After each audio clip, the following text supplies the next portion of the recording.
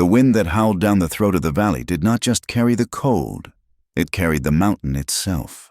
It stripped the grit from the granite peaks of Prospect Ridge and flung it against the clapboard shanties and false front buildings, scouring the paint until the town looked as gray and exhausted as the men who dug beneath it. It was a morning in late October, the kind of day where the sun was bright but gave no heat, hanging in the sky like a polished coin that could not buy a moment of warmth. Lena Hart stood at the iron water pump on the edge of the main thoroughfare, the handle biting into her palm through the thin wool of her mittens. She was a woman of 26 years, though the last 12 months had etched lines around her eyes that belonged to someone older. She threw her weight against the lever, listening to the groan of the mechanism, a sound that echoed the ache in her own shoulders. Water splashed into the wooden bucket, freezing cold and smelling faintly of iron and sulfur. She paused to push a stray lock of dark hair back under her shawl. Her hands were red and chapped, the skin around her knuckles split deep enough to sting in the biting air.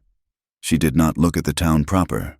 To look at the town was to see the saloon where Thomas used to drink a single beer on Friday nights, the general store where they had bought the crib for Jamie, and the road that led up the switchbacks to the mine. Lena lifted the heavy buckets, balancing the yoke across her shoulders. She walked with her head down, eyes on the rutted dirt. She had learned that if she did not look at people, she did not have to see the pity in their eyes, or worse, the superstition. A widow whose husband died in the earth was bad luck in a mining town. A widow who was still young and fair, but who refused to marry again, was a problem to be solved or a scandal to be whispered about. Down the center of the street, the hooves of a large bay horse crunched against the frozen mud.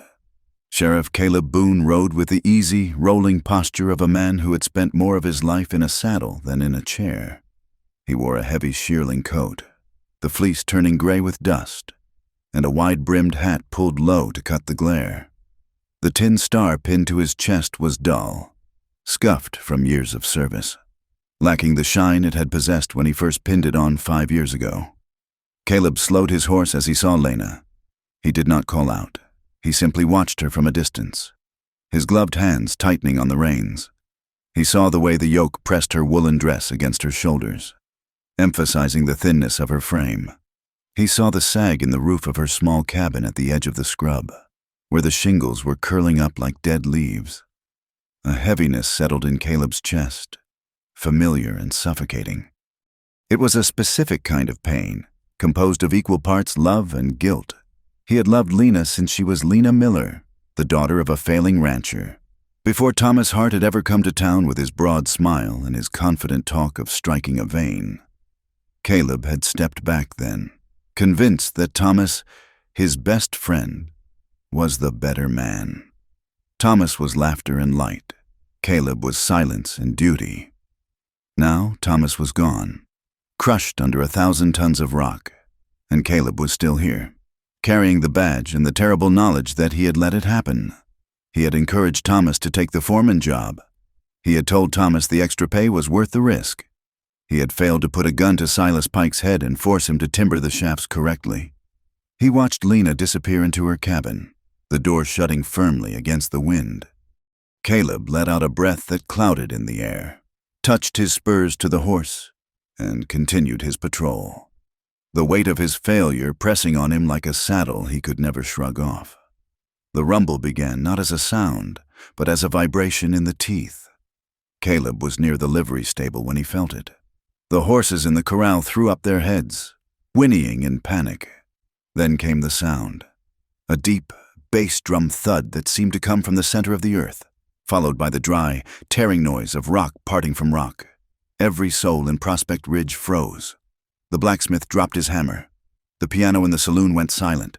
For a heartbeat, the town held its breath, waiting to see if the ground would open up or if the mountain would slide. Then came the shout, distant and thin, drifting down from the slopes. "Cave in! Help! Cave in!" Caleb wheeled his horse around, not waiting for a deputy. He galloped up the main street, scattering chickens and pedestrians. By the time he reached the winding road that led up to the Hart mine, he was not alone. Women were running from their houses, wiping soap suds from their arms, screaming names. Men who had been off shift were sprinting in their boots, grabbing shovels as they ran. The scene at the mine yard was a portrait of organized chaos. The Hart mine was a scar on the side of the mountain, a sprawling complex of wooden trestles, slag heaps, and the towering head frame that lowered the cage into the dark. Dust billowed from the mouth of the main shaft, a choking gray cloud that smelled of pulverized stone and ancient, trapped air. "Get back!" Caleb roared, swinging down from his horse. "Give them air! Clear the yard!" He pushed through the wall of terrified wives and children. At the shaft entrance, the hoist operator was shouting, working the levers with frantic motions. The great cable hummed and sang under tension. "Is the cage clear?" Caleb barked, grabbing the foreman's arm. "It's coming up!" the man yelled back, his face masked in soot. "Level 4! The drift collapsed!" The cable slowed, the gears grinding. The cage rose from the blackness, swinging slightly. As it locked into place at the surface, men scrambled forward. They pulled a miner out, his body limp, his face a mask of agony. It was a man Caleb knew, a heavy-set fellow named O'Malley. His left leg was a ruin, crushed below the knee, the boot twisted at a sickening angle. He was moaning a low, animal sound that cut through the noise of the yard. "Get the doctor," Caleb ordered, his voice cracking like a whip. "You two, get a plank. Carry him steady." As they moved O'Malley, another man stumbled out of the cage, coughing violently. He doubled over, retching, clutching his chest. Caleb stepped closer, grabbing the man by the shoulder to steady him. "What is it? What happened down there?" The miner looked up, his eyes wide and bloodshot, rimmed with black dust. "The timbers just gave. Sheriff, snapped like twigs. And the air, sweet Jesus, the air." "Gas?" Caleb asked, his voice low. "The black vein," the miner whispered, shivering. "It's waking up, Caleb. We all felt it. Headache since Tuesday. Now this." Caleb looked at the open mouth of the shaft. He could smell it now, a faint, sickly sweetness under the brimstone scent of the dust. It was the smell of bad air, of rot trapped in the rock for 1,000,000 years. It was the smell of death. He saw the warped support beams near the entrance, wood that should have been replaced 5 years ago. They were bowed under the weight of the mountain, splintering at the joints. A carriage clattered into the yard. The horses lathered. Silas Pike stepped out. The owner of the Hart mine was a man who seemed immune to the dust that coated everyone else. He wore a long coat of fine gray wool, a silk vest, and tall polished boots that were barely scuffed. He was a man of 50, with silver hair swept back from a high forehead and eyes that were as flat and hard as slate. Silas walked toward the commotion. Not hurrying, he glanced at O'Malley, who was being loaded onto a wagon, and grimaced slightly. Not with sympathy, but with annoyance. "What is the damage?" Silas asked the foreman, ignoring Caleb entirely. "South drift, sir. About 30 feet of ceiling come down. O'Malley's leg is broke bad." "And the structural integrity of the main shaft?" "Seems solid, sir, but the men are spooked. They're talking about gas." Silas waved a gloved hand, dismissing the words as if they were flies. "Miners always talk about gas. It is a minor settling of the earth. Nothing more. Tell the night shift to report as usual. We lose enough money with these interruptions." Caleb stepped into Silas's path. The difference in their height was negligible, but Caleb felt the weight of his authority and its limits, crushing him. "Silas," Caleb said, his voice grating like gravel. "Look at those beams. Look at the man screaming in that wagon. This isn't a settling. The timbering is rotted through."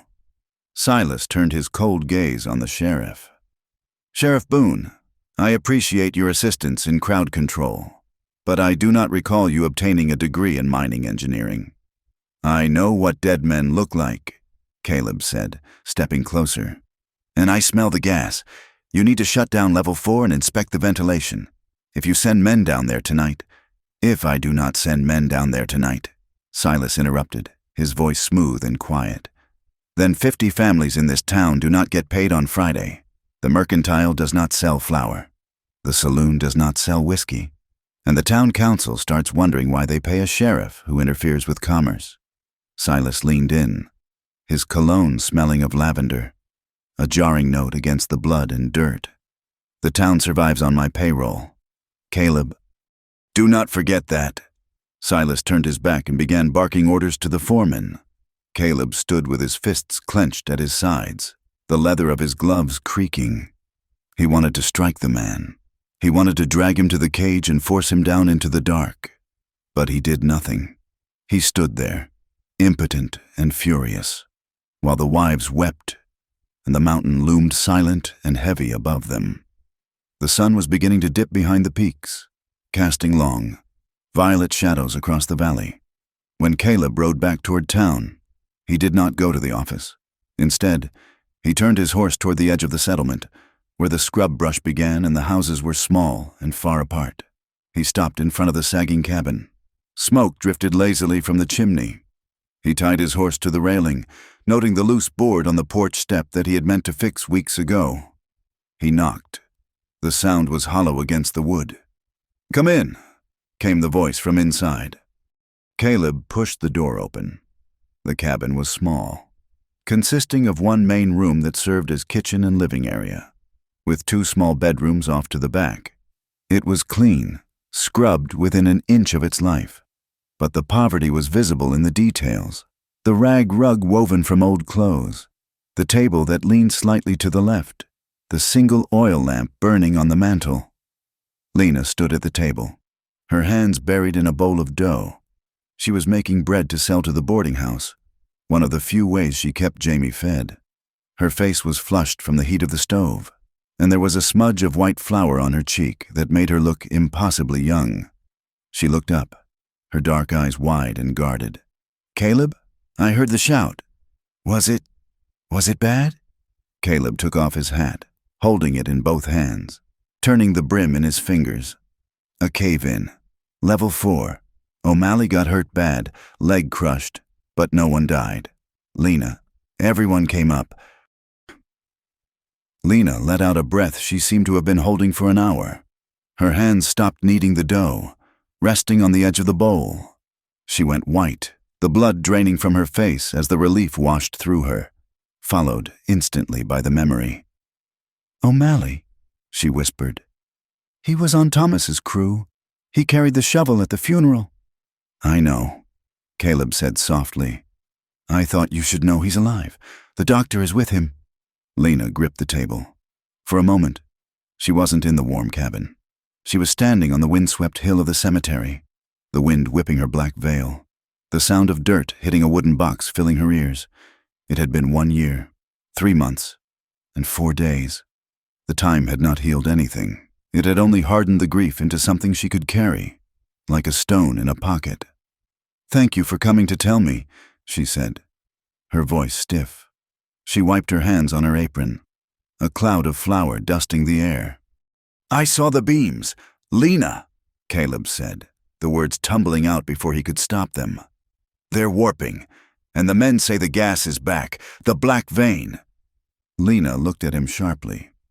Thomas talked about the black vein.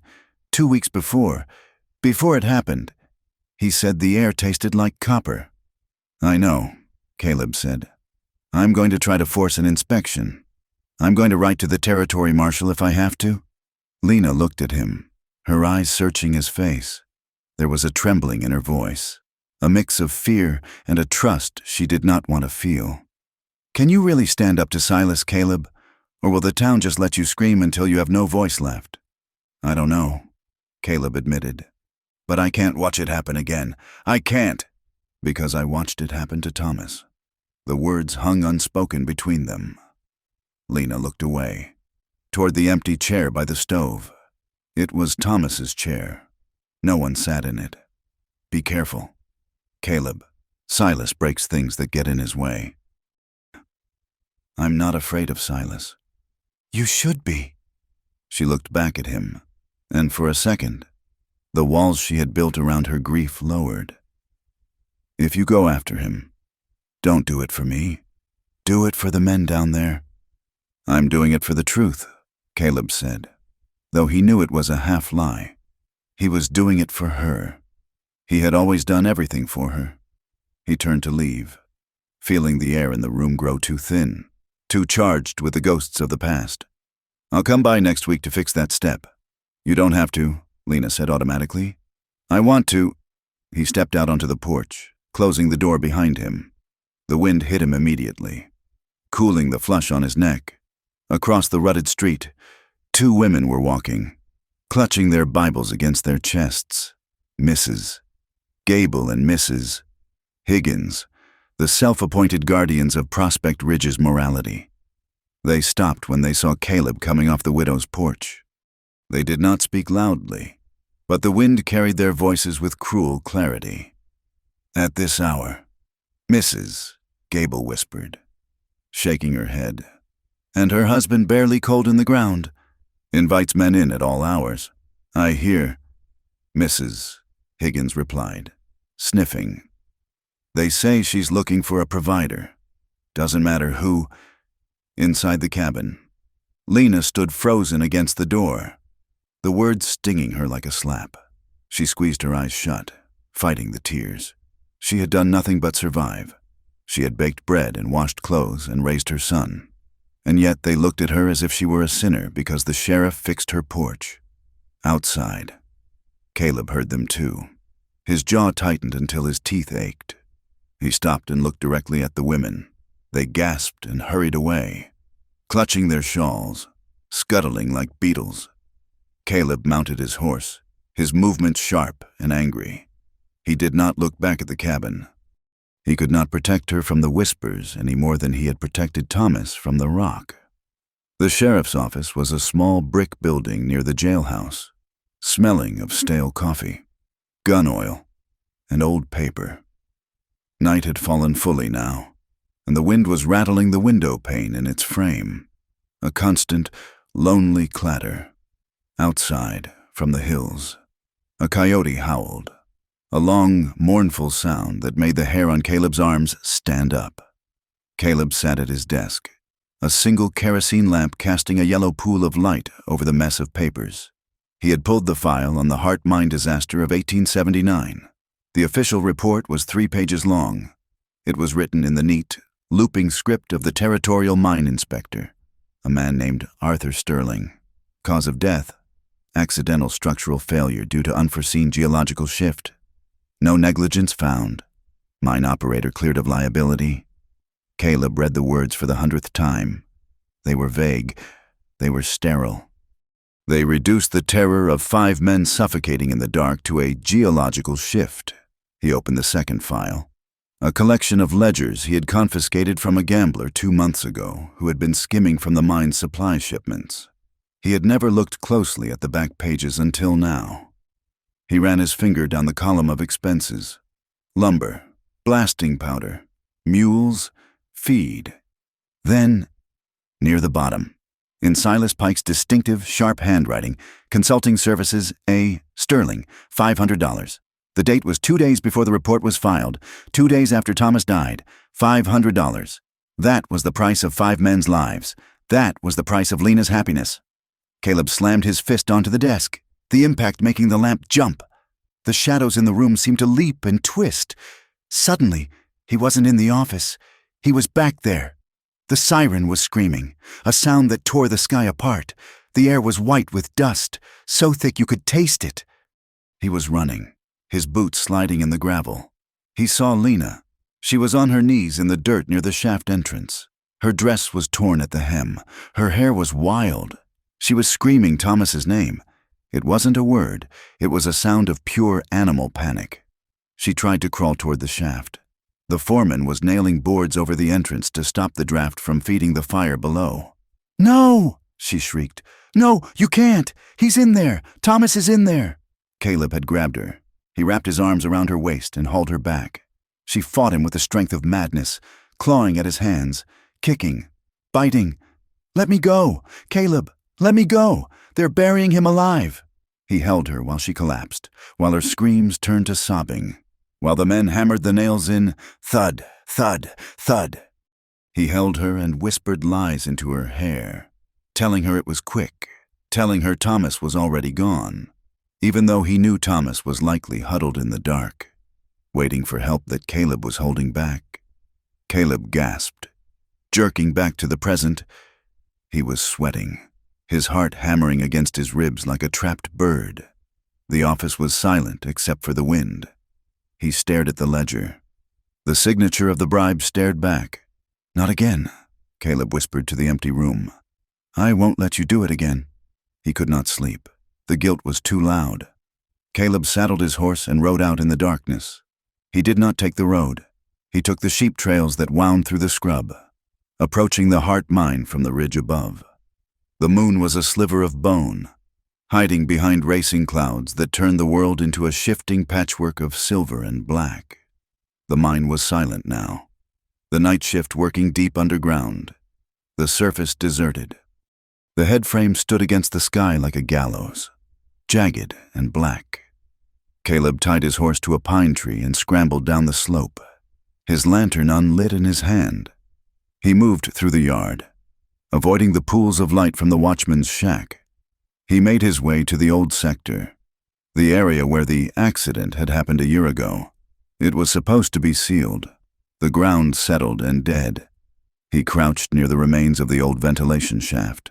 He struck a match, shielding the flame with his body, and lit the lantern, keeping the wick low. The light pooled on the ground. The earth was not settled. There were fresh cracks running through the soil, jagged fissures as wide as a man's hand. They were new. The dirt inside was dry, not yet weathered. Caleb placed his hand over one of the cracks. He felt it, a faint, rhythmic vibration, and then a draft of air rising from the deep. It smelled of sulfur and rot. The mine was breathing. The collapse today at level 4 wasn't an isolated incident. The whole mountain was unstable. The black vein wasn't just gas, it was the mountain reclaiming its own hollowed-out bones. Silas Pike knew it. He had paid $500 to hide it, and he was sending men down there tomorrow morning to dig deeper into a grave that was already open. Caleb extinguished the lantern, plunging himself back into the darkness. He looked toward the town lights flickering in the distance, then up at the uncaring stars. "I hear you, Thomas," Caleb whispered into the cold wind. "I hear you." He turned and walked back toward his horse, the darkness swirling around him, the first step taken on a road that would lead to blood. The wind that battered Prospect Ridge in the days following the collapse did not relent. It was a dry, rasping force that stripped the topsoil from the high plains and hurled it against the town. Grit settled into everything. It crunched between teeth at dinner, coated the linens in the boarding house, and turned the morning coffee into a muddy sludge. The town turned gray, a monochrome etching of endurance under a relentless sky. Despite the dust and the fear, the rhythm of the town did not break. It could not. Survival in Prospect Ridge was measured in tons of ore brought to the surface. Every dawn, the whistle at the heart mine shrieked like a wounded animal, and men rose from their bunks, pulled on stiff canvas trousers, and walked toward the head frame to be lowered into the dark. Sheriff Caleb Boone moved through this gray world with a singular, quiet purpose. To the casual observer, he was merely doing his rounds. He rode his bay horse up the switchbacks to the mine office, ostensibly to check permits and verify the structural repair logs for the county records. He nodded to the guards, touched the brim of his hat to the shift bosses, and kept his face impassive. But beneath the brim of his hat, his eyes were sharp, hunting for the cracks in the story Silas Pike had built. Caleb spent his evenings in the places where the truth was usually spoken after the third whiskey, the bunkhouses and the smoky back rooms of the Golden Nugget Saloon. The miners were a fractured lot, divided by language and origin, but united by the soot in their pores. There were Irishmen who sang low, mournful songs about the green hills they would never see again, Mexicans who crossed themselves before stepping into the cage, and local farm boys who had traded the plow for the pickaxe because the rocky soil refused to yield a crop. In the dim light of the bunkhouse, where the air smelled of wet wool, tobacco, and unwashed bodies, Caleb sat on an upturned crate. He did not press them. He simply listened. When the conversation turned to the heart mine, voices dropped. Men looked at their boots or suddenly found great interest in rolling a cigarette. They spoke of the groan in the rock, a sound like a ship breaking apart in a storm. One evening, Caleb cornered a man named Hank near the woodpile behind the saloon. Hank was a grizzled veteran of the Comstock Lode, a man whose skin was leathery from sun and wind, and whose knuckles were swollen from 30 years of gripping a shovel. He was rolling a smoke with trembling fingers. "Evening. Hank," Caleb said, leaning against the rough-hewn wall. Hank jumped, spilling tobacco. "Sheriff, you startle a man." "Didn't mean to," Caleb said. "Just wanted to ask about the timbering on level 4, before the collapse." Hank spat on the ground. "I don't know, nothing. Sheriff, I just dig—" "You knew Thomas Hart," Caleb said softly. "You worked his crew." Hank froze. The match in his hand burned down until it stung his fingers, and he shook it out with a curse. He looked around to ensure the alley was empty. "Thomas was a good man," Hank muttered. "Too good for this mountain." He was worried. Hank, wasn't he? Hank let out a sigh that rattled in his chest. Worried. He was terrified. "Sheriff, he told Briggs. He told Silas. He said the beams were singing. You know what that means? It means the weight is too much. He said the gas was pooling in the lower drifts. Heavy and sweet." "And what did Silas say?" "Silas don't like bad news," Hank said, his voice bitter. "He told Thomas that if he was too scared to work, there were 10 men in line waiting for his job. He told him to shore it up with scrap wood and keep digging." Caleb felt the anger coil in his stomach. "And the inspector, Sterling, he signed off on it." Hank laughed, a short, barking sound without humor. "Sterling, that dandy never went below level 2. He stood in the main shaft, looked at the lift mechanism, drank a glass of brandy in the office, and signed the paper. He never saw the rot in the deep shaft, not once. Will you testify to that?" Caleb asked, stepping closer. "If I bring a judge here—" Hank took a step back, fear washing over his face. "Are you crazy? Silas owns the judge. He owns the bank. If I talk, I lose my job. If I lose my job, I starve. I got a sister in Denver I send money to. I can't. Caleb, you let the dead rest. Thomas is gone. Don't drag the rest of us down with him." Hank turned and hurried away into the dark, leaving Caleb alone with the wind and the knowledge that the law in this town was thinner than the paper it was written on, while Caleb hunted ghosts in the saloon. Lena Hart was facing her own haunting in the small cabin at the edge of town. The wind rattled the loose shingles on the roof, a sound that grated on her nerves. Jamie was asleep in the back room, his breathing soft and rhythmic. Lena sat by the stove, the mending pile in her lap. On the hook by the door hung Thomas's heavy canvas work jacket. She had not moved it since the day of the funeral. It hung there like a shadow of the man, stiff with the dust of the mine that she could never quite brush out. For months, she had avoided touching it, afraid that the scent of him, sweat, tobacco, and rock dust, would break her. But tonight, the wind made the cabin feel lonely, and she needed to feel close to him. She stood up and walked to the jacket. She ran her hand down the rough sleeve. It felt cold. She reached into the pockets, half expecting to find nothing but grit. Her fingers brushed against a folded piece of paper tucked deep into the lining, hidden away as if for safekeeping. Lena pulled it out. It was a sheet of wrapping paper, torn from a parcel, folded into a tight square. Her hands shook as she unfolded it.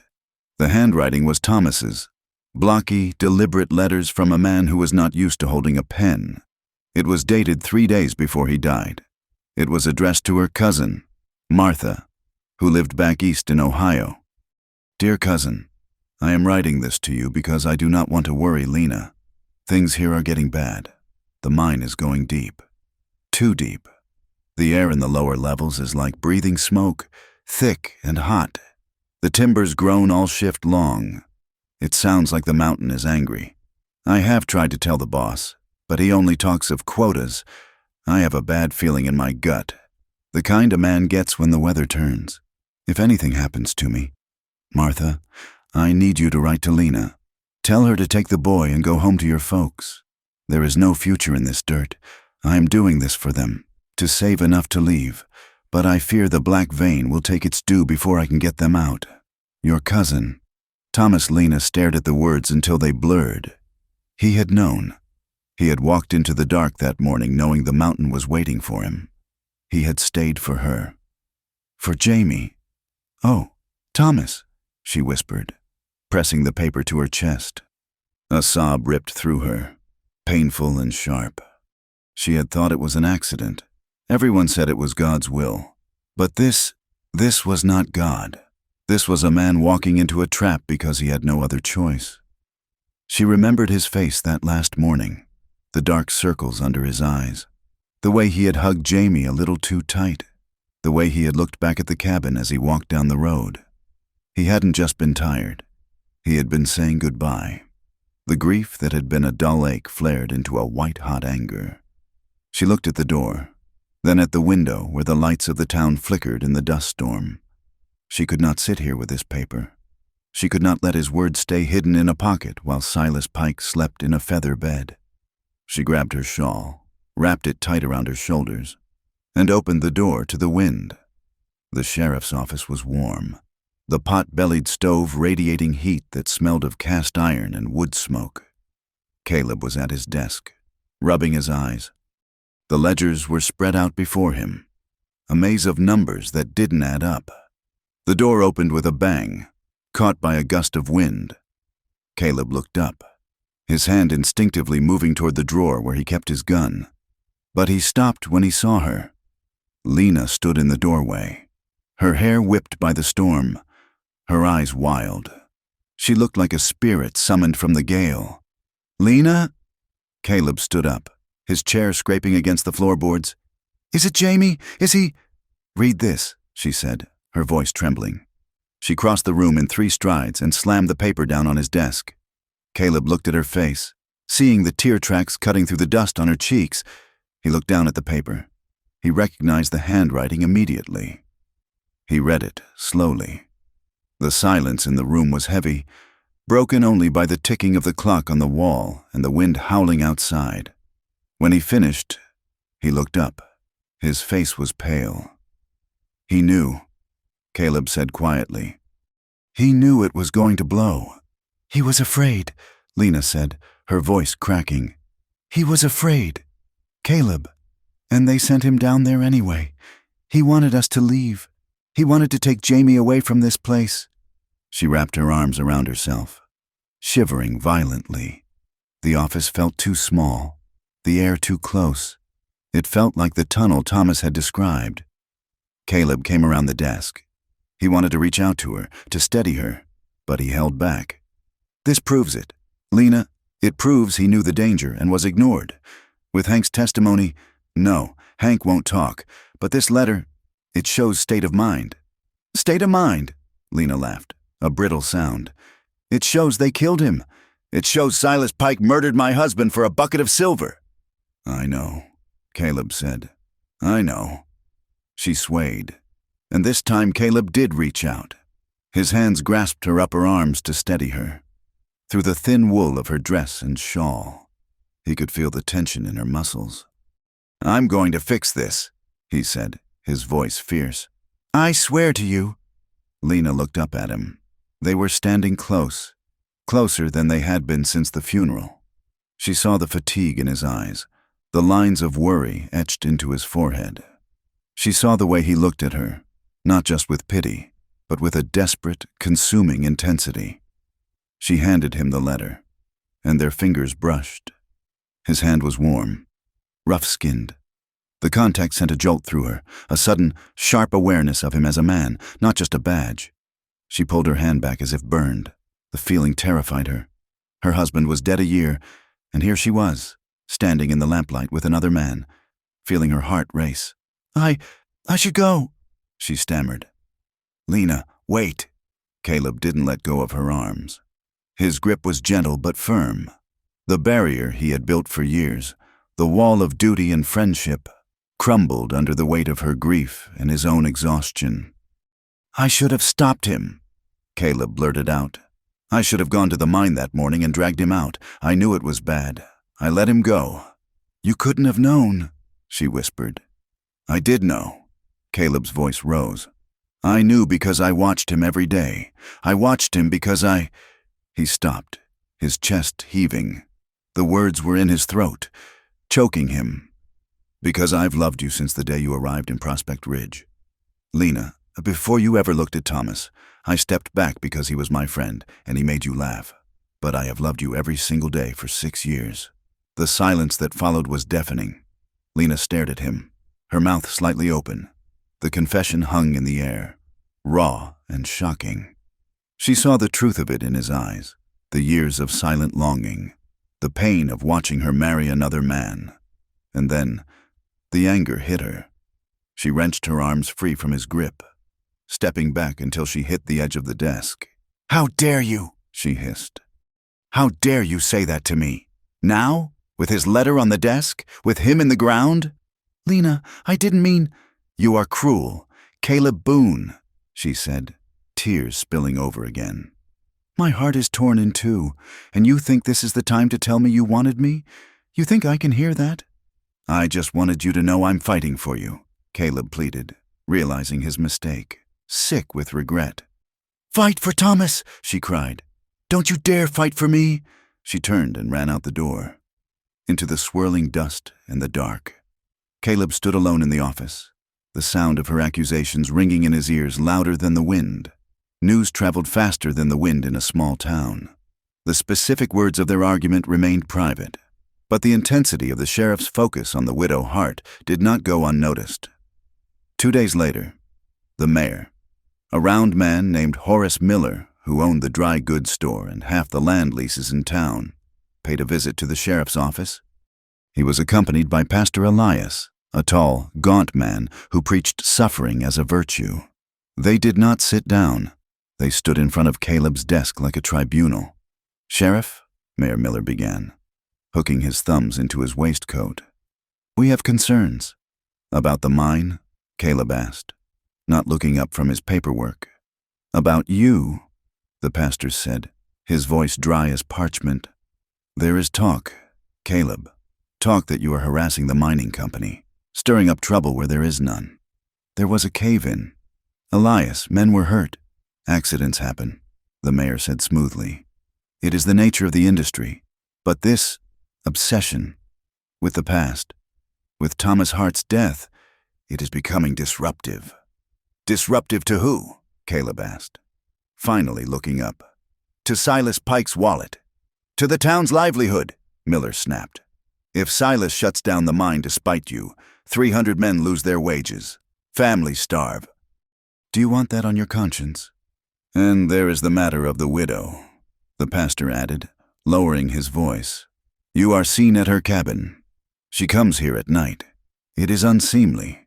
Caleb, it makes people question your judgment. It makes them question your morality. Caleb stood up slowly. He towered over the two men. My morality? You preach about truth on Sundays. Elias, but you want me to ignore a murder on Monday? Be careful, Sheriff, the mayor warned, his face reddening. The town council appoints the badge, and the town council can take it away. We need a peacekeeper, not a crusader, and certainly not a man thinking with his affections. They left, leaving the threat hanging in the air like smoke. The pressure cooker of the town finally blew on a Tuesday evening. Lena had gone to the general store to buy flour and sugar. She had Jamie with her, holding his hand tightly. The store was crowded. The air was tense. As she reached the counter, Briggs, the mine foreman, stumbled in. He was a large man with a neck like a bull and a face permanently flushed from drink. He was still wearing his work clothes, dusty and smelling of sweat.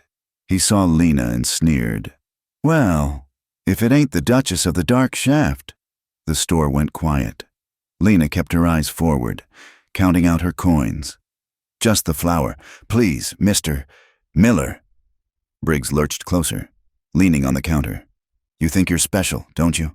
Got the sheriff dancing on a string, turning him against honest men. I am not doing anything, Lena said quietly. Come on, Jamie. She tried to turn to leave, but Briggs grabbed her arm. His grip was bruising. "Your husband was a coward," Briggs spat, his breath reeking of cheap whiskey. "Always whining about safety, slowing down the work. He's the reason the quota is down. And now you're finishing the job, getting the law to sniff around." Jamie started to cry. "Leave my mama alone." "Shut up, brat," Briggs yelled, raising a hand. The bell above the door jingled. "Let her go. Briggs!" Caleb's voice was low, deadly calm. He stood in the doorway, his silhouette blocking the fading light. Briggs laughed, though it sounded nervous. "Here he is, the widow's pet." Caleb didn't speak. He crossed the distance in 2 strides. He grabbed Briggs by the collar of his coat and yanked him backward. Briggs stumbled, releasing Lena, and swung a clumsy fist at Caleb's head. Caleb ducked, driven by a week of sleepless nights and suppressed rage. He drove his fist into Briggs's stomach, then an uppercut to the jaw that sent the foreman crashing backward through the open door and onto the boardwalk. The fight spilled into the muddy street. Briggs was strong, fueled by liquor and anger. He tackled Caleb, and they rolled into the horse trough, shattering the ice on the water. They splashed and thrashed, boots sliding in the mud. Caleb took a heavy blow to the mouth that split his lip, the taste of blood sharp and metallic. But Caleb was sober, and he was fighting for something more than pride. He pinned Briggs against the wooden support of the porch, his forearm against the man's throat. "You touch her again," Caleb panted, his face inches from Briggs's. "You say her name again, and I will lock you in a cell and throw away the key. Do you hear me?"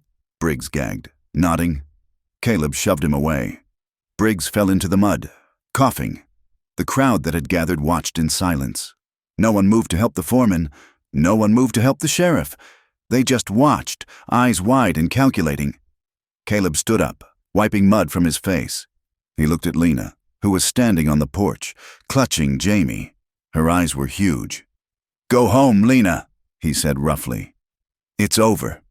An hour later, there was a knock at Lena's door. She opened it to find Caleb standing there. He was wet, shivering slightly, and his lip was swollen and bleeding sluggishly. He looked like a beaten dog waiting to be kicked. I wanted to make sure he didn't follow you," Caleb said, looking at his boots. "Come in," Lena said. She didn't hesitate this time. She sat him down at the table. She fetched a basin of warm water and a clean rag. The house was quiet.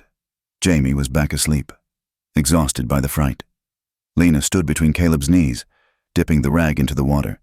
She gently dabbed at the cut on his lip. Caleb hissed in a breath. "Sorry," she murmured. "Hold still." The world shrank down to the circle of lamplight. Outside, the wind still blew, but in here, there was only the sound of the water and their breathing. Lena looked at his face, the bruise blooming on his cheekbone, the cut on his lip. He had fought for her. He had bled for her. No one had done that since never. Thomas would have avoided the fight, tried to talk his way out. Caleb had used his fists because he couldn't bear to see her hurt. She felt a dangerous thrill in her chest, a warmth that had nothing to do with the stove. Caleb looked up at her. Her eyes were dark and soft. Her hand rested on his shoulder to steady herself. "Lena," he whispered. Their breath mingled. The scent of rain and mud on him mixed with the smell of flour and soap on her. For a heartbeat, the distance vanished.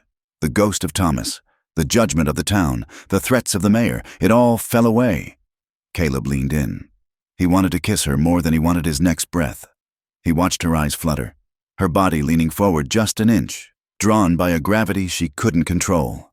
Then, reality snapped back. Lena pulled away, stumbling back a step. Her hand went to her mouth. "I can't," she said, her voice shaking. "People, they're already saying terrible things. If they knew—" "I don't care what they say," Caleb said, standing up. "I do," Lena cried softly. "I have to live here, Caleb.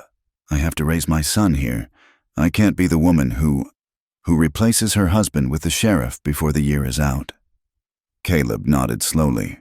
The adrenaline was fading. leaving him cold and aching. "I understand. Thank you," she said, looking at the floor. "For the store. For helping." "Always," Caleb said. He walked to the door. "Lock it behind me." 3 days later, the bells of the church tolled a slow, mournful rhythm. O'Malley, the miner whose leg had been crushed, had died of infection. The minor accident had claimed a life. The funeral was held on the wind-swept hill cemetery. The sky was a bruised purple, heavy with unshed snow.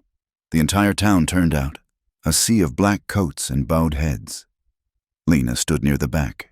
As the coffin was lowered, the sound of the dirt hitting the wooden lid, thump, thump, thump, echoed in the valley. For Lena, time collapsed. It was Thomas's box. It was Thomas's body. She felt the ground sway beneath her feet. She couldn't breathe. The grief was not a memory. It was a fresh wound, bleeding all over again. She swayed, vision tunneling. She felt a presence beside her, not touching, but close enough to block the wind. Caleb stood there, hat in hand. He didn't look at her. He looked at the grave, but his body was angled toward her, a silent shield. He was standing a little apart from the rest of the crowd, isolated by his badge and his actions, but he was anchoring her to the earth. She took a breath, drawing strength from his proximity. She felt his presence like a physical warmth against the cold sky. As the service ended and the crowd began to disperse, drifting back down the rocky path toward the town, Caleb looked across the open grave, standing near the gate, leaning on a silver-tipped cane. Was Silas Pike. The mine owner was watching them. He saw the way Caleb stood near Lena. He saw the look in Caleb's eyes, a look of defiance, of ownership, of love. Silas smiled. It was a thin, cold curving of his lips. He adjusted his silk cravat and turned to walk away. Caleb watched him go. He made a vow then, silent and iron hard. He would not let O'Malley be just another number. He would not let Thomas be forgotten. And he would not let that man destroy Lena. He put his hat on, pulling the brim low. The war had begun. The county clerk's office in the basement of the courthouse was a tomb of paper. It smelled of dry rot, rat droppings, and the slow decay of history. For 3 days. Caleb Boone had buried himself there, ignoring the stiffness in his bad knee and the dull ache behind his eyes. He was digging for a weapon, something sharper than a gun, something that could pierce the armor of money and influence that surrounded Silas Pike. He found it on the 4th afternoon, sandwiched between a land survey for a grazing permit and a marriage license. It was a requisition form for the county inspector, Arthur Sterling.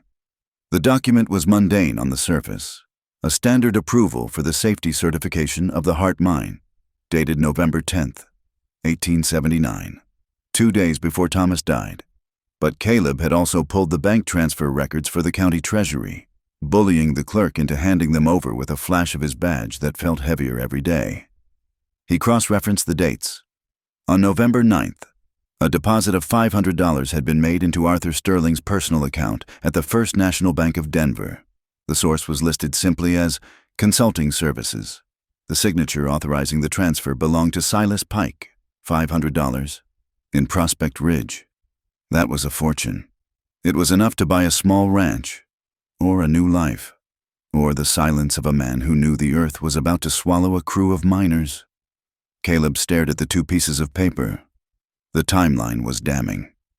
Payment on the 9th. Inspection signed on the 10th. Collapse on the 12th.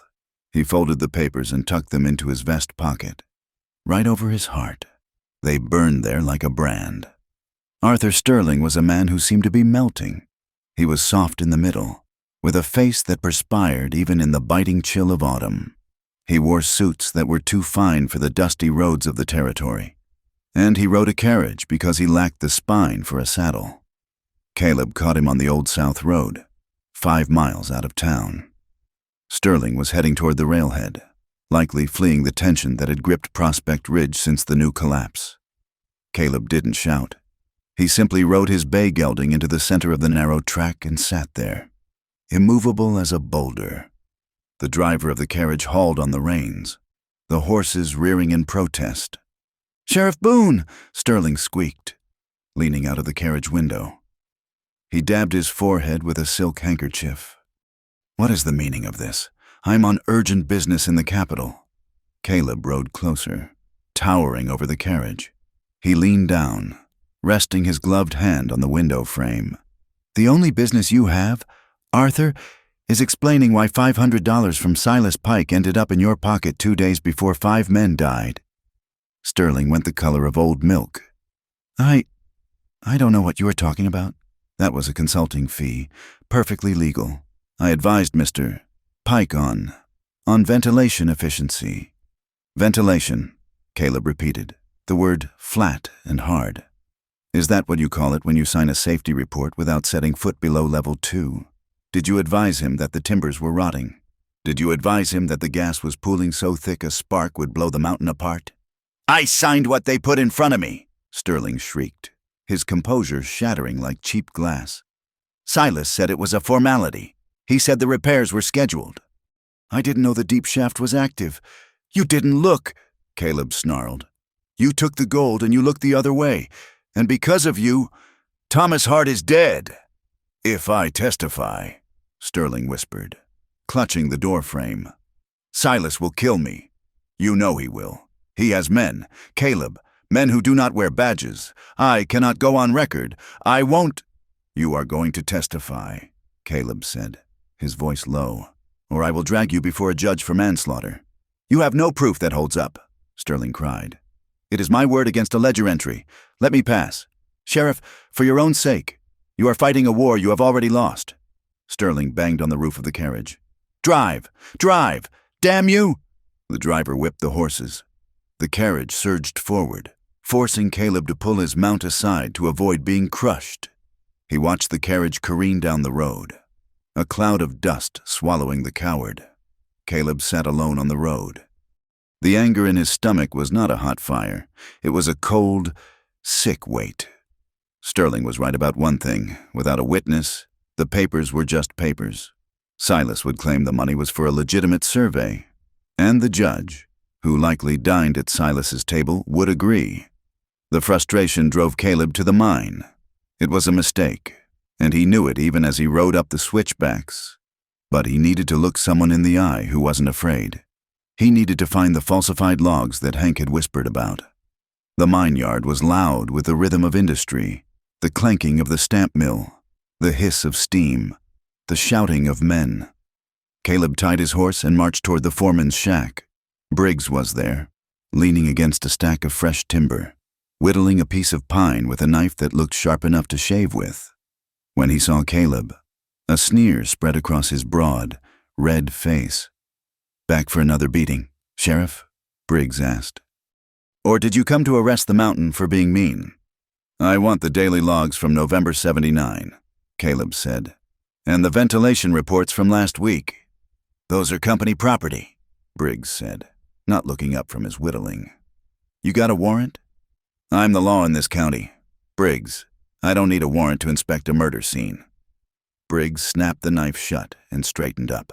He was a head shorter than Caleb, but wider, built like a whiskey barrel filled with concrete.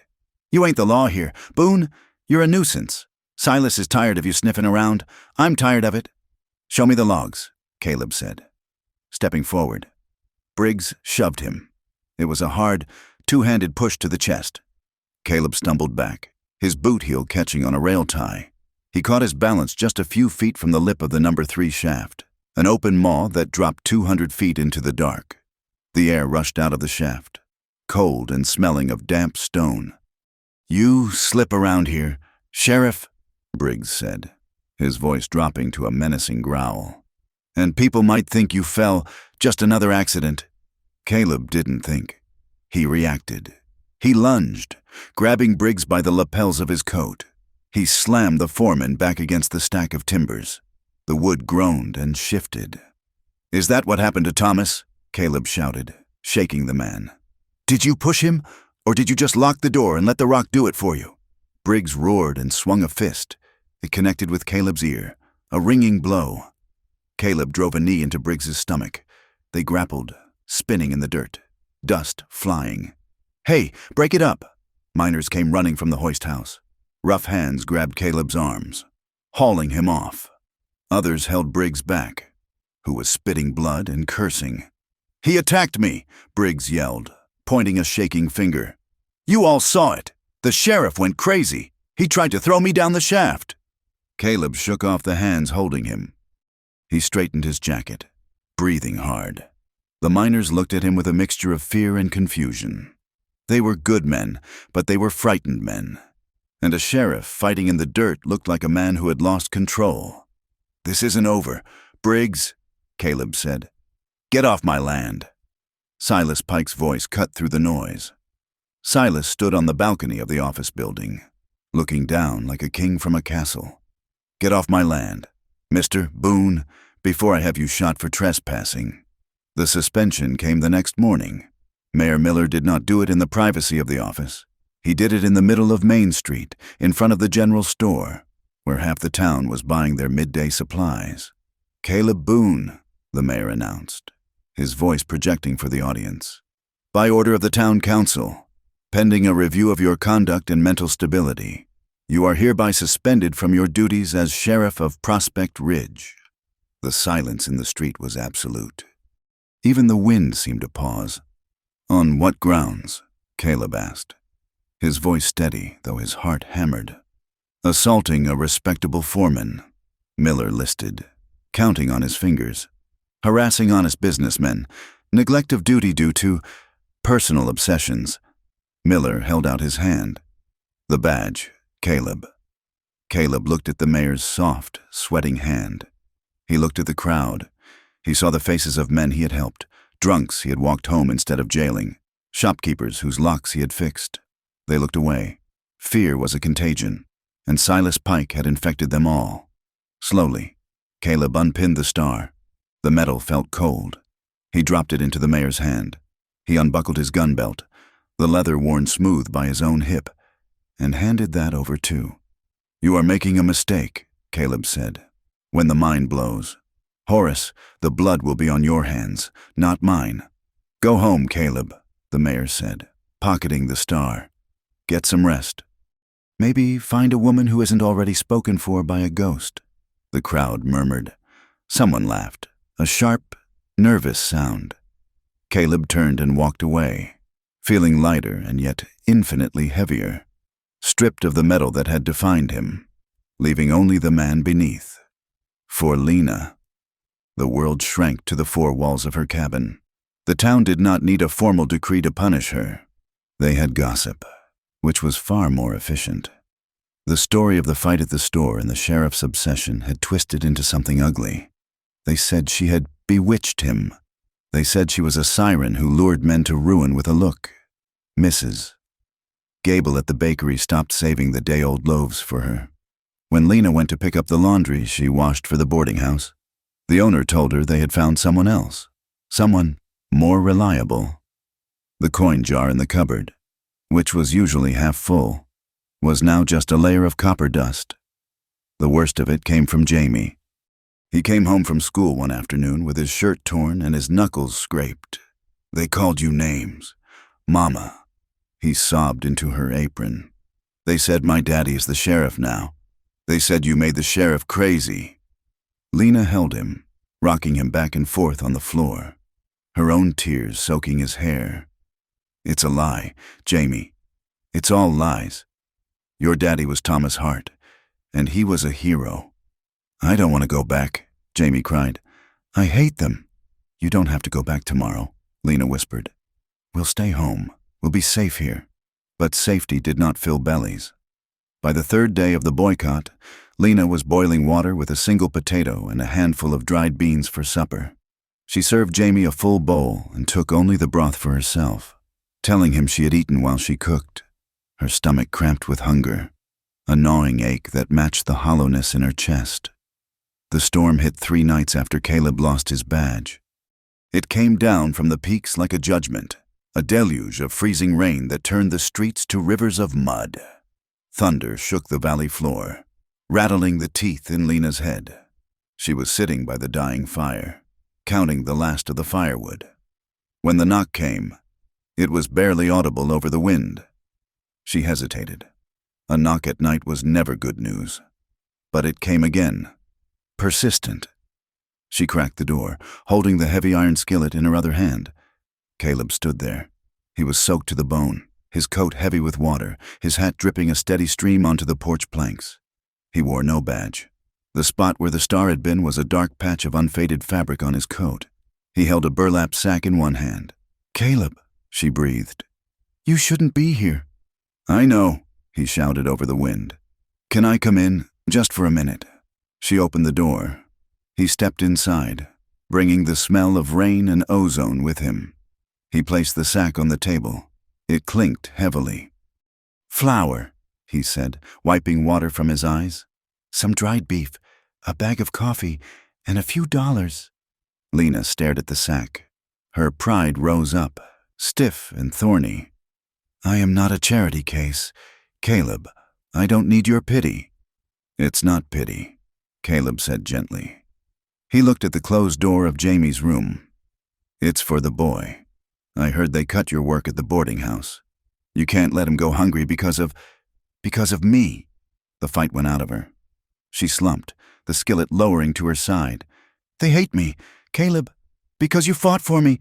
"They don't hate you," Caleb said, taking off his hat. "They are ashamed, and ashamed people are cruel." "You lost your badge," she said. "It was just a piece of tin." "It was your life." "No," Caleb said, looking at her. "It was my job. My life is something else." Lena turned away to hide the trembling of her lips.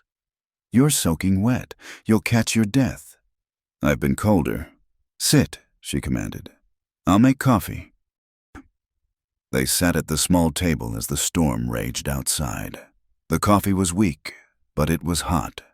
Caleb warmed his hands around the mug. The lamplight cast long shadows across the room, making the cabin feel like a raft adrift on a dark ocean. "I found the proof," Caleb said quietly. "Silas paid the inspector. Thomas was right. It was murder." Lena closed her eyes. Hearing it said aloud was a relief and a new kind of torture. "Does it matter if no one will listen?" "It matters to me," Caleb said. "And I know it matters to you." He paused. I feel like I killed him. Lena, every time I look at that mine, I think, why didn't I just drag him out? Why did I listen to the rules?" "You didn't kill him," Lena said. Her voice was soft. She looked at his hands, large, scarred, capable hands that were now clenched in helplessness. "Thomas made his choice. He wanted to provide. He was stubborn." "He was a better man than me," Caleb said. "He was a different man," Lena corrected.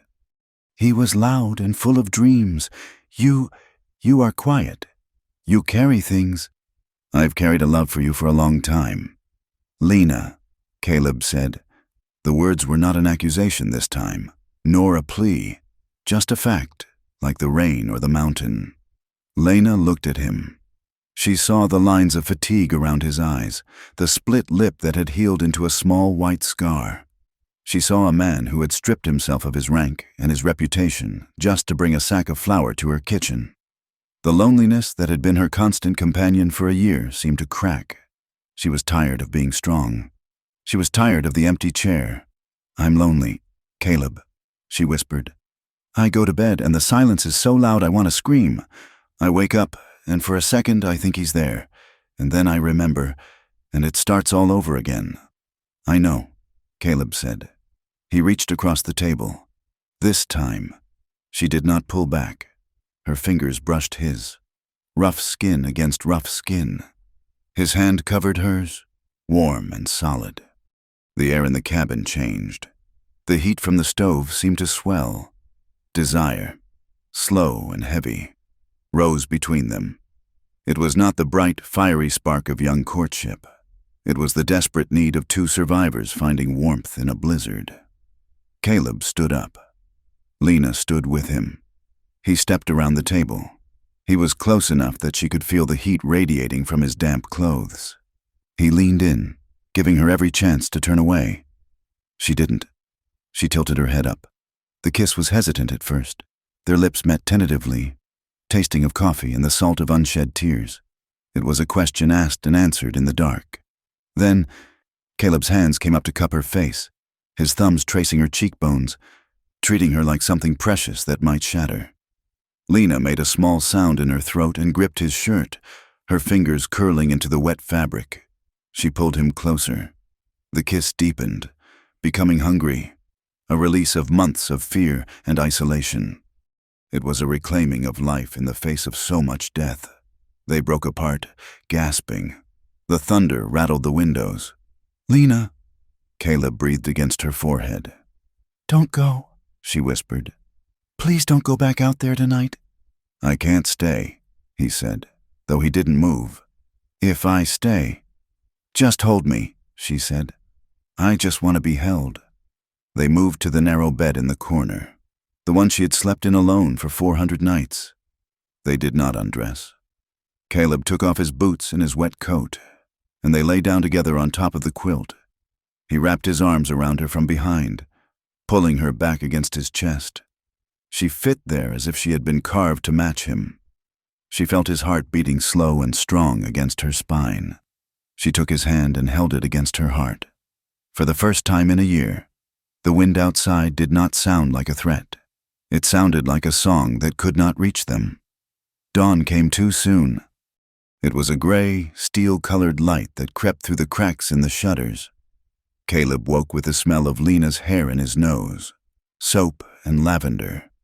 He lay there for a moment, letting the peace of it settle into his bones. Then, the reality of the town and the day pressed in. He sat up carefully, not wanting to wake her, but she shifted and opened her eyes. They were clear, unclouded by sleep. "You have to go," she said softly. "Before the town wakes up?" "I'll come back," he promised. "I'll check on the boy." "Be careful," she said. He pulled on his boots, his coat still damp and heavy. He paused at the door, looking back at her. She was sitting up, wrapped in the quilt, her hair loose around her shoulders. She looked beautiful and tragic. He slipped out the door. The mud sucked at his boots. He pulled his hat low, keeping his head down as he walked quickly toward the edge of town where he had left his horse in a livery shed. But the town was never fully asleep. As he stepped off Lena's porch, Mrs. Gable and the widow Higgins were already out, sweeping their respective boardwalks, their eyes sharp as hawks. They saw him. They saw the sheriff, the former sheriff, leaving the widow Hart's cabin at dawn, wearing the same clothes he had worn the day before. Mrs. Gable stopped sweeping. She looked at Mrs. Higgins. Mrs. Higgins nodded, a grim, satisfied tilt of her chin. The telegraph of gossip began to hum before Caleb had even turned the corner. By noon, the story had mutated. They weren't just saying Caleb had stayed the night. They were saying Lena had seduced him to get him to attack the mine foreman. They were saying she was disrespecting the dead. Lena went to the pump for water.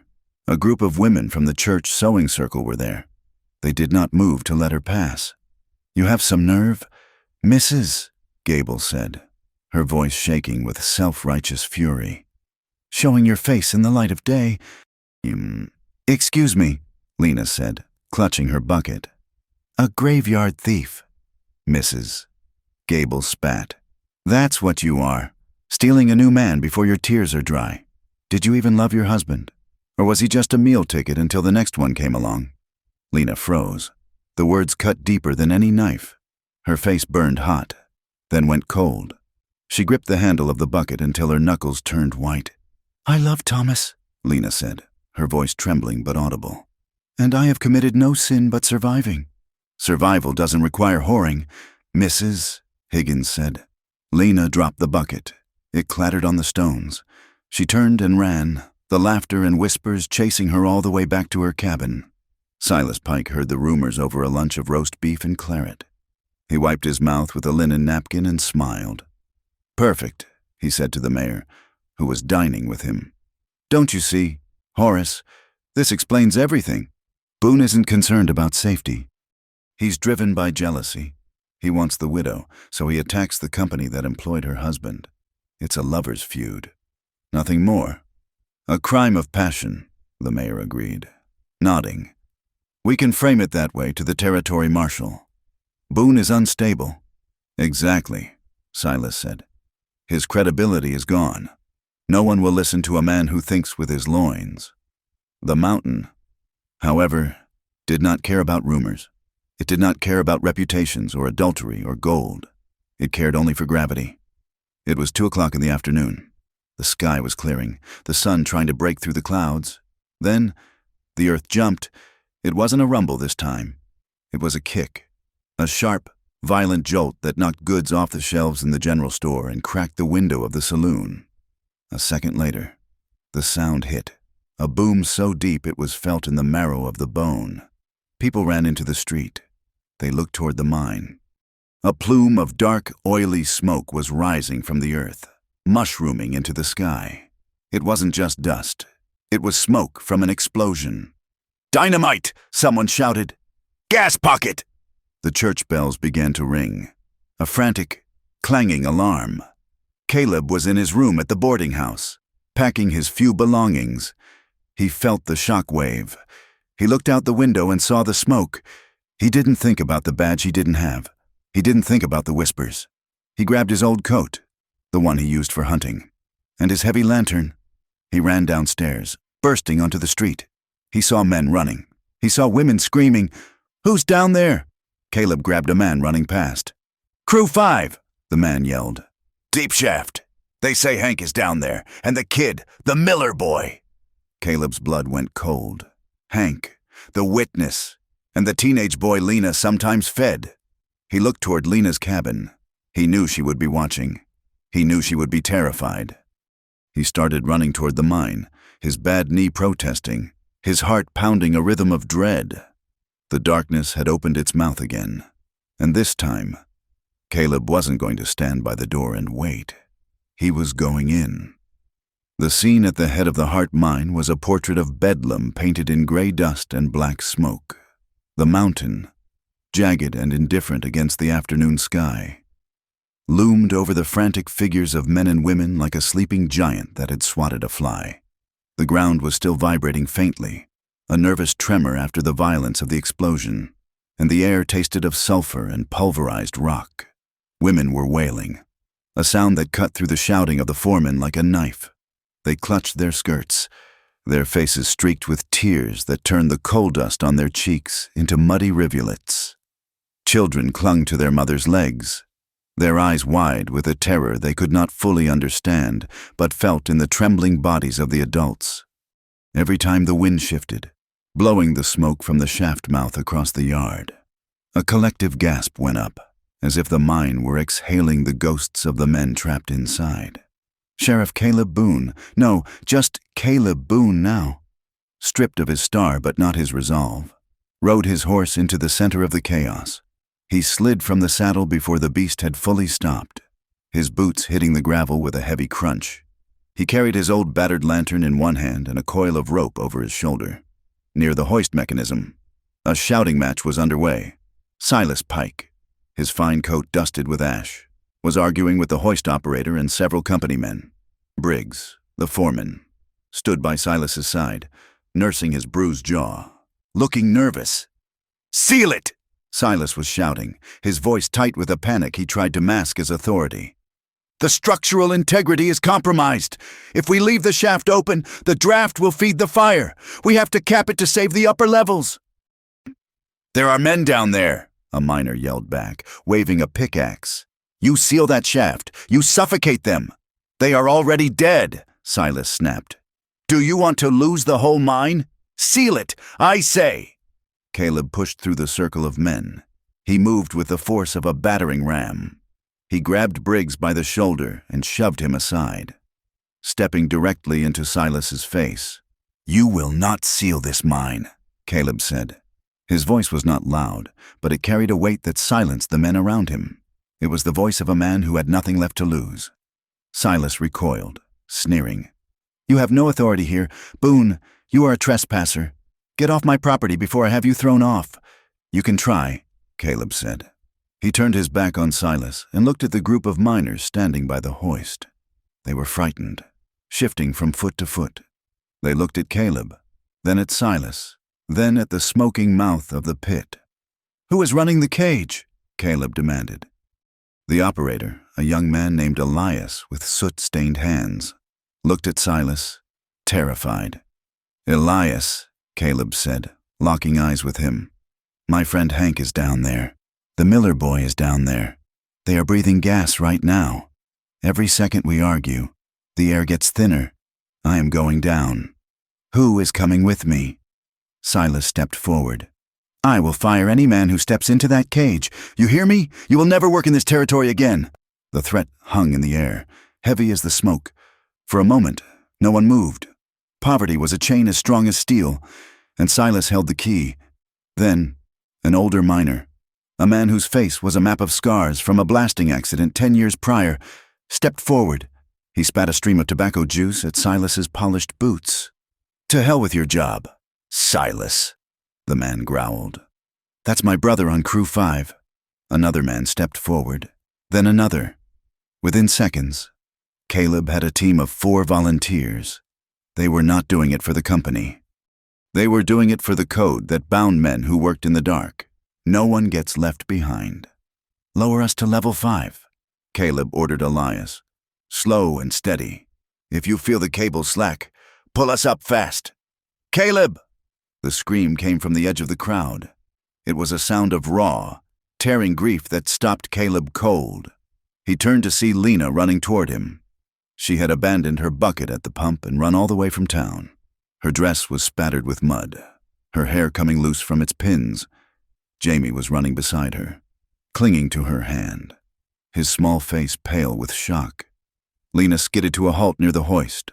Her chest was heaving, her eyes locked on the black hole of the mine entrance. And for a second, she was not in the present. She was back in the nightmare of a year ago. She tasted the dust of Thomas's grave. She saw the boards being nailed over the entrance. The panic clawed at her throat, choking her. Her knees buckled, and she would have fallen if she hadn't grabbed the railing of the platform. Caleb crossed the distance between them in 2 strides. He caught her arms, steadying her. "Lena," he said urgently. "Lena, look at me." She looked up, her eyes wide and swimming with tears. She saw the lantern in his hand. She saw the set of his jaw. She knew what he was about to do. "No," she whispered, shaking her head.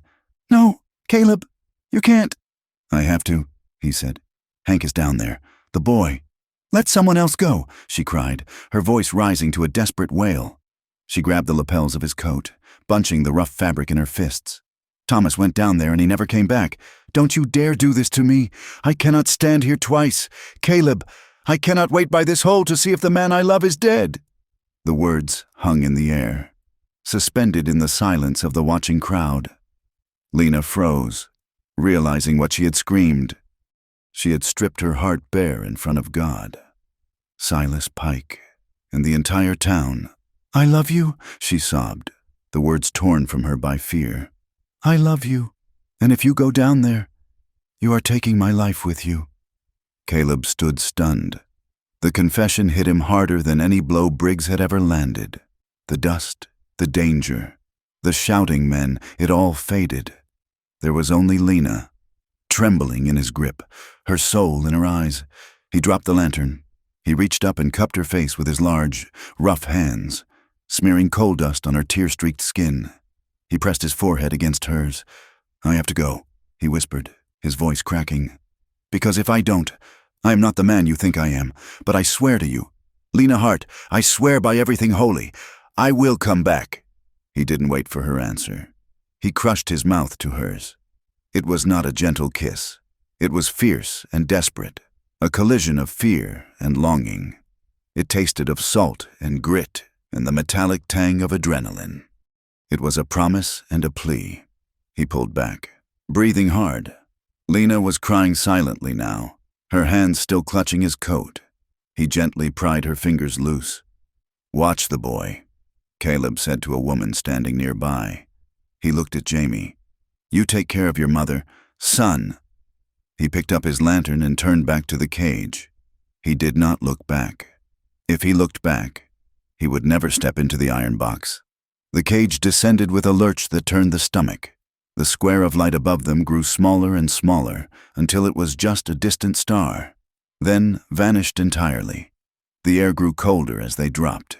It was a damp, creeping cold that seeped through wool and leather. The smell changed from the fresh ozone of the storm to the stagnant, heavy scent of the deep earth, wet rock, rotting timber, and the sharp, stinging odor of the gas. Rotten eggs, the miners called it. Hydrogen sulfide, the breath of the devil. Caleb held his lantern high. The flame sputtered, dancing nervously in the bad air. The walls of the shaft slid by, wet and slick, like the ribs of a giant beast that had swallowed them whole. "Easy on the breathing, boys," Caleb said, his voice echoing flatly in the confined space. "Keep it shallow." The cage groaned and squealed, the metal protesting the strain. Caleb's chest tightened. It wasn't just the gas. It was the memory. He could see Thomas's face in the shadows. He could hear Thomas's laugh. "Why didn't you stop me? Caleb, why did you let me come down here?" Panic flared in his gut, hot and bright. He wanted to signal to be pulled up. He wanted to run back to the light, back to Lena's warm kitchen.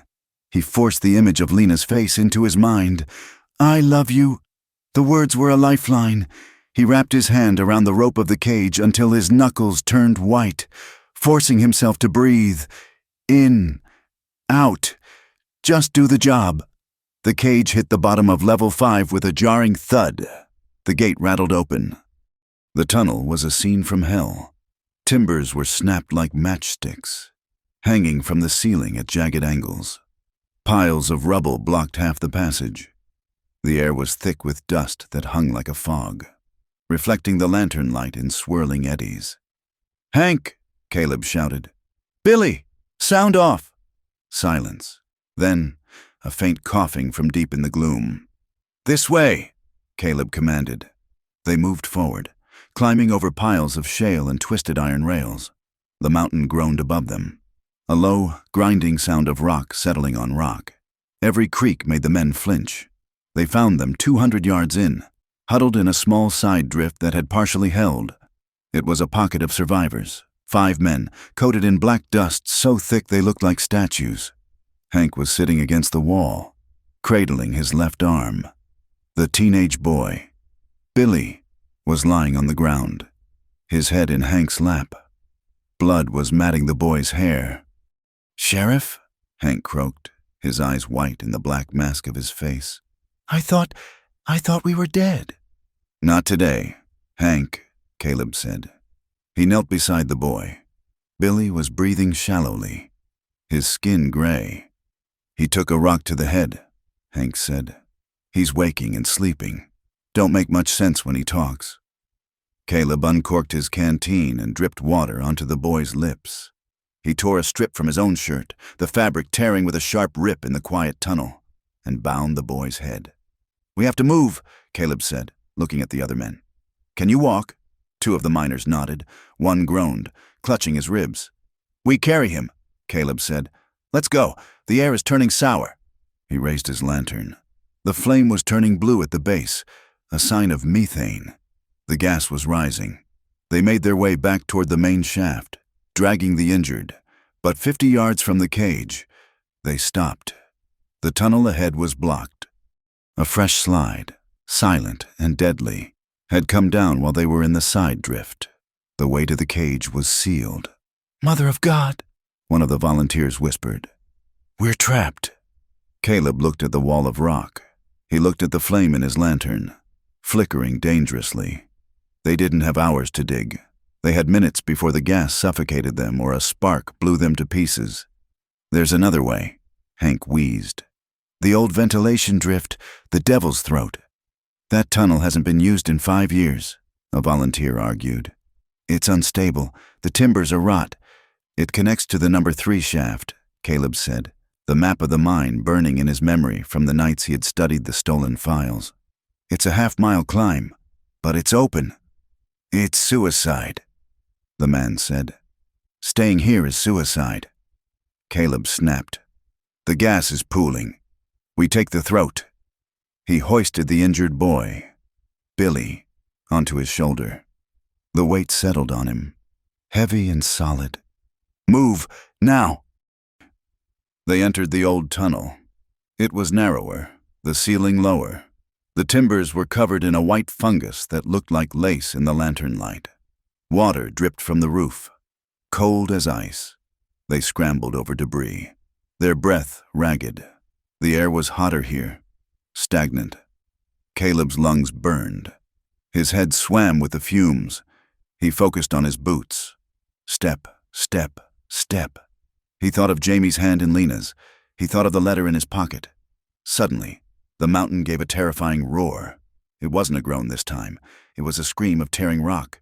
"Run!" Caleb shouted. The roof behind them gave way. A blast of air and dust hit them, knocking them forward.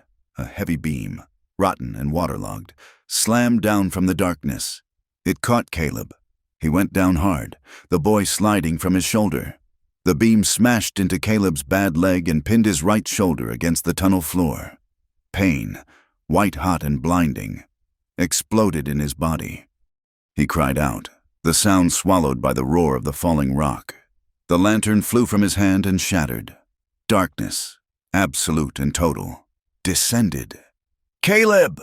Hank's voice screamed from the dark. Caleb lay pinned in the blackness. He could taste blood in his mouth. The weight on his leg was crushing. He tried to move, and the pain nearly made him vomit. "This is it," a voice whispered in his mind. "This is how Thomas died, in the dark, alone. It's fitting." He let his head drop against the wet stone. The darkness felt comfortable. It would be so easy to just stop fighting, to let the gas take him. Then he heard it, not with his ears, but with his soul. "I love you." He saw Lena on the hillside, her hair wild, her eyes fierce. He felt the phantom pressure of her mouth on his. She was waiting. She was standing in the mud, believing in him. If he died here, he killed her hope. He killed the light in her eyes. Rage flooded him. Rage at Silas Pike. Rage at the mountain. Rage at the darkness that thought it could take everything from him. "No!" Caleb roared. He planted his hands, one numb, one shaking, against the wet floor. He gritted his teeth so hard he felt a molar crack. He pushed with every ounce of strength in his body, screaming through the agony in his leg. "Hank, pull the boy!" Caleb shouted. "Get him clear!" He felt hands grabbing his coat. Hank, the volunteers, they pulled. He pushed, with a sickening scrape of bone against rock. He tore himself free. He collapsed on the tunnel floor, gasping, stars exploding in his vision. His leg felt like it was on fire. "Can you stand?" Hank asked, his voice trembling. "I will stand," Caleb snarled. He dragged himself up. He couldn't put weight on the leg. He leaned heavily on Hank. "Light a match," Caleb ordered. "Careful." One of the men struck a match. The tiny flame illuminated the tunnel. They were 20 feet from the junction to the number 3 shaft. They could feel a draft of fresh air. "Go!" Caleb rasped. "Drag them out!" Above ground, the sun was beginning to set, turning the sky a bloody crimson. Lena had not moved. She stood at the very edge of the safety line, her eyes fixed on the hoist cable. She was a statue of grief and defiance. Silas Pike walked past her. "You're wasting your time, widow. They've been down there an hour. The gas would have taken them by now." Lena didn't look at him. "Get away from me." "You are in the way of the cleanup crew," Silas said. "If you touch me," Lena said, her voice low and vibrating with a deadly calm. "I will kill you with my bare hands." Silas blinked, unsettled by the ferocity in her eyes. He stepped back. Lena closed her eyes. Her lips moved silently. She wasn't praying to the God of the church ladies. She was praying to the mountain, to the earth, to Thomas. "Give him back. You took one. You can't have this one. Give him back." "The cable!" someone shouted. "The cable is moving on number 3. The crowd surged toward the secondary shaft, 100 yards away. Lena ran, stumbling in the mud, Jamie pulling at her hand. The cage on number 3 creaked upward. It was slow, agonizingly slow. Finally, it broke the surface. A cheer went up, ragged and tearful. Men spilled out of the cage, coughing, blackened with soot, dragging each other. Hank stumbled out, supporting the boy. Billy, and then Caleb. He was half carried by two miners. His face was a mask of blood and coal dust. His leg dragged behind him, twisted at a wrong angle. His clothes were shredded. He looked like a man who had walked out of hell. The crowd went silent. Lena burst through the line of men. She didn't care about the mud. She didn't care about the staring eyes. She dropped to her knees in the slurry. "Caleb!" She grabbed him as his legs gave out. She pulled his head into her lap, cradling him against her chest. She wiped the filth from his brow with her sleeve, her tears falling onto his face. "I'm here," she sobbed. "I'm here, Caleb." Jamie threw his arms around Caleb's neck, crying into his coat. Caleb's eyes fluttered open. They were glassy, filled with pain, but they focused on her face. He saw the sky behind her. He saw her eyes. He let out a breath that sounded like a rattle. His hand, shaking and bloody, reached up to touch her cheek. "Came back," he whispered. Then his eyes rolled back, and his hand fell limp. "Doctor!" Lena screamed, a sound that made the mountains ring. "Get the doctor!" The doctor's office was a slaughterhouse. Injured men lay on every available surface. There was no room for the sheriff. "Bring him to my cabin," Lena ordered the men carrying him on a makeshift stretcher. "Mrs. Hart," the doctor protested, wiping blood from his hands.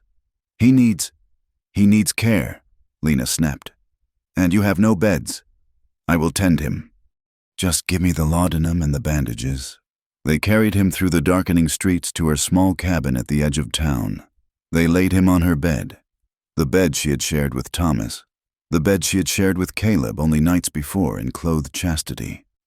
Now, she stripped him. She sent Jamie to fetch water. She banished the curious neighbors from her porch by the light of a single tallow candle. Lena worked. She cut the ruined boots from his feet. She peeled the shredded shirt from his torso. She saw the bruising blooming across his ribs, black and purple. She saw the old scars from bullets and knives, the map of a violent life. She saw the twisted swelling of his knee. She washed him with a tenderness that made her chest ache. She dipped the rag in warm water and cleaned the coal dust from his skin, revealing the man beneath. Every touch was a claim. "This is mine. This heartbeat is mine." She set his leg as best she could, using splints made from kindling wood, tying them tight while he groaned in his unconsciousness. She bandaged the gash on his head. The intimacy of it was overwhelming. To see his bare chest rise and fall, to touch his skin without fear, stirred a powerful mix of desire and protectiveness in her. She felt guilty. Thomas's ghost was in the room. Surely, but she also felt fiercely alive. She sat by the bed as the night wore on. She held his wrist, her finger on his pulse, anchoring him to the world. Tears slipped down her cheeks. She realized how close she had come to the precipice. If the mountain had kept him, she would have shattered. It was past midnight when he woke. The wind had died down. The cabin was silent. Caleb stirred, a groan escaping his lips. His eyes opened, panicked for a moment, darting around the room until they found her. "Lena," he rasped. His voice was like sandpaper. "Shh," she soothed, leaning forward to stroke his hair. "You're safe. You're in my house." He tried to sit up, but the pain slammed him back down. He gripped her hand, his fingers surprisingly strong. His eyes were bright with fever and the lingering adrenaline. "Lena," he whispered urgently. It wasn't an accident." "I know," she said. "Rest now." "No," he insisted, pulling on her hand. "You have to know.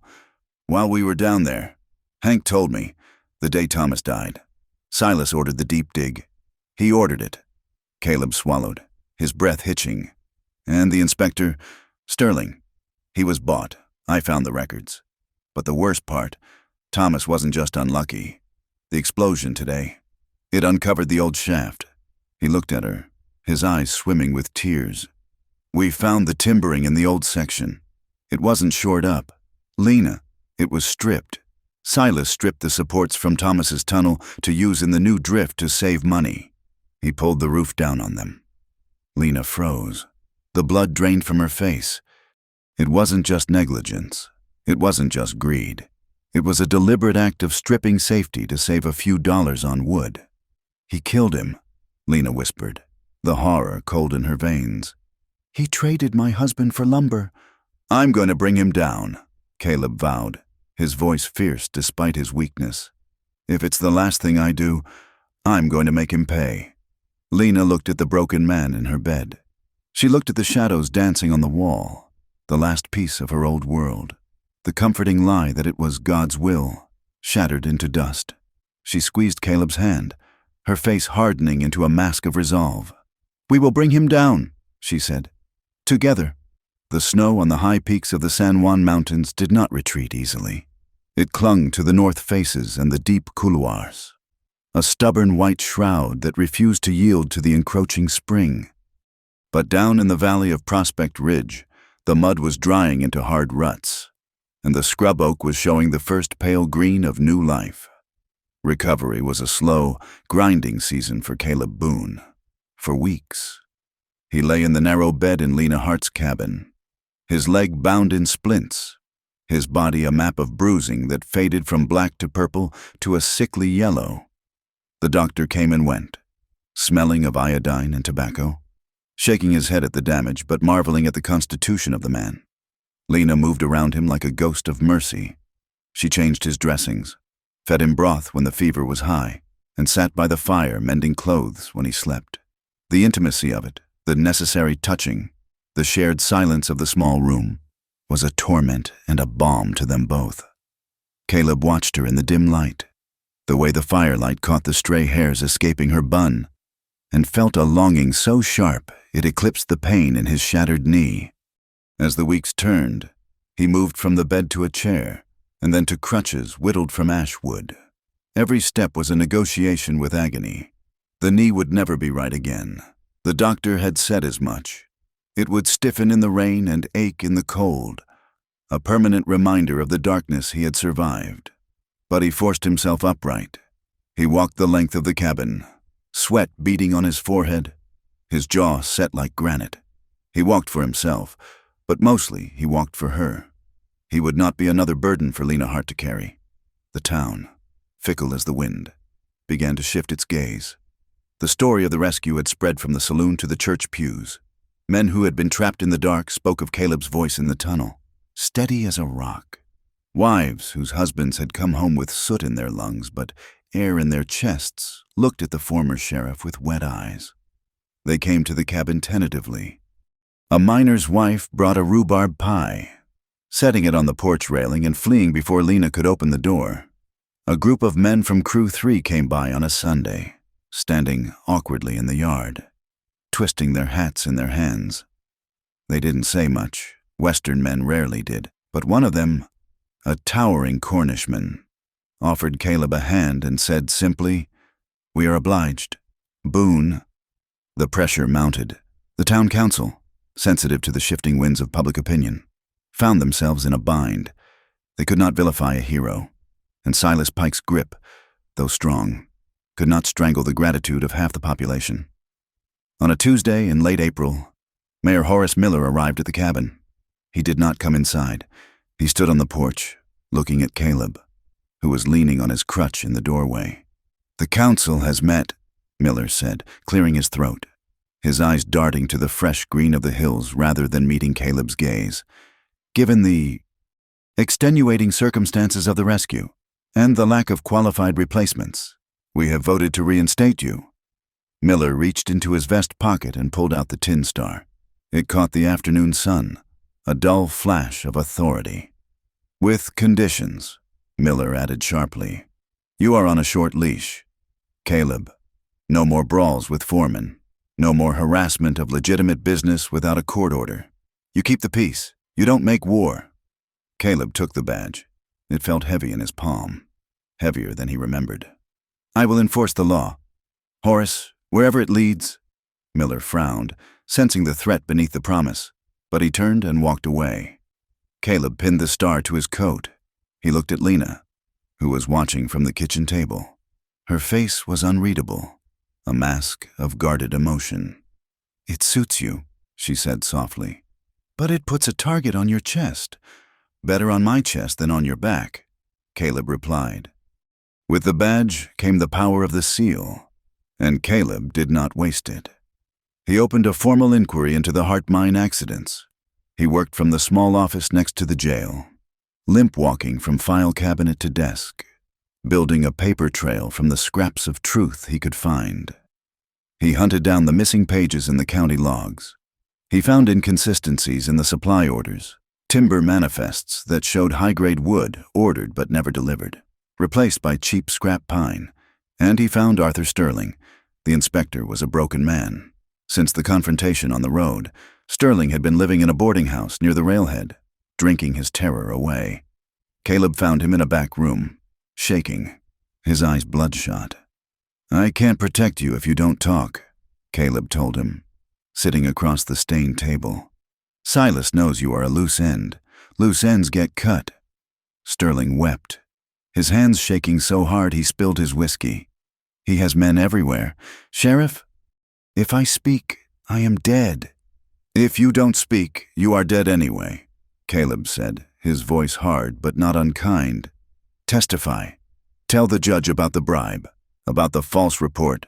I will put you in a cell in the territorial capital. I will put 2 deputies at your door until the trial. It is the only safety you have." Sterling looked at Caleb.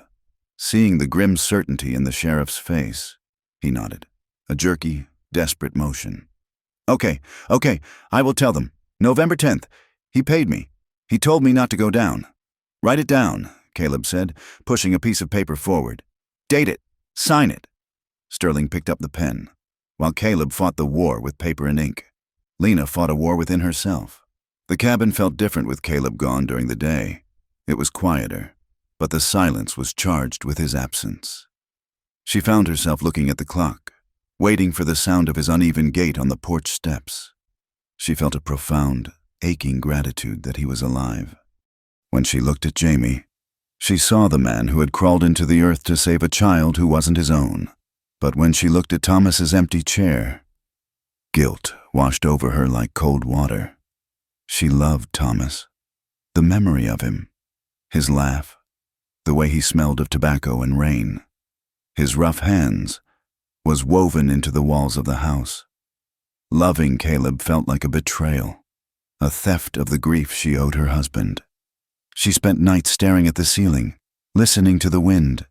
Can a heart hold 2 men, she wondered, or does one have to die to make room for the other? Thomas was dead in the body, but Caleb was alive, and his presence was a fire that threatened to burn down the shrine she had built to the past. The town did not make it easier. The gratitude of the miners' wives was fragile. As Caleb dug deeper, threatening the mine's operation, the fear of unemployment curdled the goodwill. She clings to whatever man is closest to the mine. Lena heard a woman whisper at the mercantile. "First the foreman, now the sheriff. She'd marry the devil if he had a payroll." "She has no right," another hissed, "strutting around like a hero's wife when she's just a widow with a wandering eye. Decent women mourn." Lena kept her head high, but the words were poisoned darts. She tightened her grip on her basket, her knuckles white. She was fighting for justice for Thomas. But the town only saw a woman moving on too fast. The blow came 3 days before Sterling was set to travel to the capital. A deputy rode out to the ravine known as Devil's Drop, a jagged tear in the earth 5 miles east of town. He found the carriage at the bottom, smashed to kindling. Caleb stood on the rim of the canyon. Looking down, the wind whipped his coat. The deputy, a young man named Perkins, stood beside him, pale. "Drunk, they reckon," Perkins said. "Bottle found in the wreckage. Must have taken the curve too fast." Caleb scrambled down the slope, ignoring the protest of his bad leg. He reached the body of Arthur Sterling. The man's neck was broken. Caleb knelt. He smelled the whiskey soaked into the man's clothes. Too much whiskey, poured over him like cheap cologne. He checked the man's pockets. They were empty. The signed statement was gone. "This wasn't a fall," Caleb said, his voice flat. He looked up at the rim. tracing the tire tracks. They didn't skid. They went straight over. Silas, Caleb whispered. The name tasted like ash. Silas Pike was not just hiding the truth. He was erasing it. He was cleaning the slate with blood. Caleb stood up, pain flaring in his knee. He realized then that the law was a shield Silas Pike could simply reach around. The investigation stalled. Without Sterling, the case was circumstantial. Caleb needed something concrete. He needed the original survey maps, the ones Sterling had never looked at but which the company engineers must have created. He heard a rumor from an old prospector about a survey shack up on the North Ridge, a place where the original geologic teams had camped 10 years ago. It was company property. Abandoned now, but perhaps forgotten. Caleb saddled his horse on a Tuesday morning. The sky was a brilliant, hard blue. He told no one where he was going, not even his deputies. He rode the high trail, the air thinning as he climbed. The pines gave way to scree and rock. His leg throbbed with the rhythm of the horse, but he pushed on. He did not know he was being followed. Lena had seen him leave. She had seen the grim set of his mouth, the way he checked his Winchester before sliding it into the scabbard. A feeling of dread, cold and intuitive, settled in her gut. She had ignored that feeling the day Thomas died. She would not ignore it again. She grabbed Thomas's old Henry rifle from above the mantel, checked the load, and saddled her mare. She kept her distance, a half-mile back, a shadow in the timber. Caleb reached the ridge around noon. The trail narrowed. A goat path cut into the side of a cliff. Below, the valley floor was a patchwork of green and brown. Crack. The sound was sharp, dry, echoing off the canyon walls. Caleb felt the wind of the bullet pass his ear before he heard the report. His horse, a nervous bay, screamed and reared, twisting in the air. Caleb grabbed for the pommel, but his bad leg had no grip. He was thrown. He hit the rocky ground hard, rolling, dust filling his mouth. He tumbled down the slope, shale sliding with him, until he slammed into a cluster of boulders. The breath was knocked out of him. The world spun in a sickening gray blur. Pain, bright and jagged, tore through his injured knee and his shoulder. He lay there, gasping, trying to reach for his pistol, but his hand wouldn't obey. Above him, on the opposing ridge, a man stood up from behind a rock, working the lever of a rifle. It was a hired gun. A stranger in a dust-colored coat. He raised the rifle, aiming at the prone figure of the sheriff. Boom! A second shot rang out, but it didn't come from the assassin. It came from the timber line behind Caleb. Dirt sprayed near the assassin's boots. The man flinched, looking wildly toward the trees. Lena stood by her horse, the heavy rifle braced against her shoulder, the barrel smoking. She worked the lever with a metallic clack-clack and fired again. The bullet chipped the rock inches from the man's head. The assassin, realizing he was flanked and facing a shooter who wasn't missing by much, scrambled back. He mounted his horse hidden in the rocks and spurted away, disappearing over the crest. Caleb pushed himself up, groaning. He looked toward the timber. Lena rode down the slope, sliding the rifle into its boot. She dismounted before the horse stopped moving and ran to him, sliding in the shale. "You're hit," she said, her voice shaking. She saw the blood on his cheek from the gravel, the way he clutched his shoulder. "Just grazed," Caleb wheezed. "Horse threw me. You shot at him." "I missed," she said, kneeling beside him, her hands checking him for holes. "On purpose. Next time I won't." "You shouldn't be here," Caleb said, anger flushing his face. "It's too dangerous. Lena, go back." "Shut up," she snapped. "Just shut up. Caleb, you would be dead if I wasn't here, dead on a rock." "I am the sheriff," he shouted, the pain making him lash out. "I am supposed to protect you, not the other way around." "And who protects you?" she yelled back, her eyes blazing. "The town? The mayor? They want you dead or quiet. I will not bury another man. Caleb Boone. I will not sit in that cabin and wait for someone to bring me your badge in a box." The anger in the air was thick enough to choke on. It was fear, distilled into rage. They glared at each other, chests heaving, the dust swirling around them. And then, the anger broke. Caleb reached out with his good hand and grabbed the back of her neck. He pulled her down. She crashed against him. This wasn't the gentle, healing intimacy of the cabin. This was desperate. This was the realization that death had missed them by inches. They kissed with a raw, terrifying intensity. Lena's hands gripped his coat, her fingers digging into his shoulders. Caleb kissed her as if he could breathe her life into his own lungs. It was a claiming, an affirmation that they were still warm, still blood and bone. In a land that wanted them cold, they broke apart, gasping, foreheads resting against each other. The sun was bleeding out over the ridges, turning the world to fire. "I can't lose you," Lena whispered, her voice breaking. "I can't do it again." "You won't," Caleb promised, though he knew it was a promise he might not be able to keep. "We have to move. He might come back." They found shelter in the very place Caleb had been seeking. The survey shack was tucked into a fold of the mountain, a half-mile from where he had fallen. It was little more than a pile of weathered gray boards and a tin roof, but it offered cover. Inside, it smelled of rat nests and ancient paper. While Lena kept watch at the door, rifle in hand, Caleb rummaged through a rusted metal filing cabinet in the corner. "He wouldn't leave anything important," Lena said, watching the ridge line. "Silas is arrogant," Caleb muttered. "He thinks no one would look here. He thinks he owns history." He pulled out a sheaf of maps, the paper brittle and yellowed. He spread them on the dirt floor. They were geologic surveys from 1875. They showed the veins of silver, but they also showed something else, areas shaded in red cross-hatching. "High methane concentration," the legend read. "Unstable strata."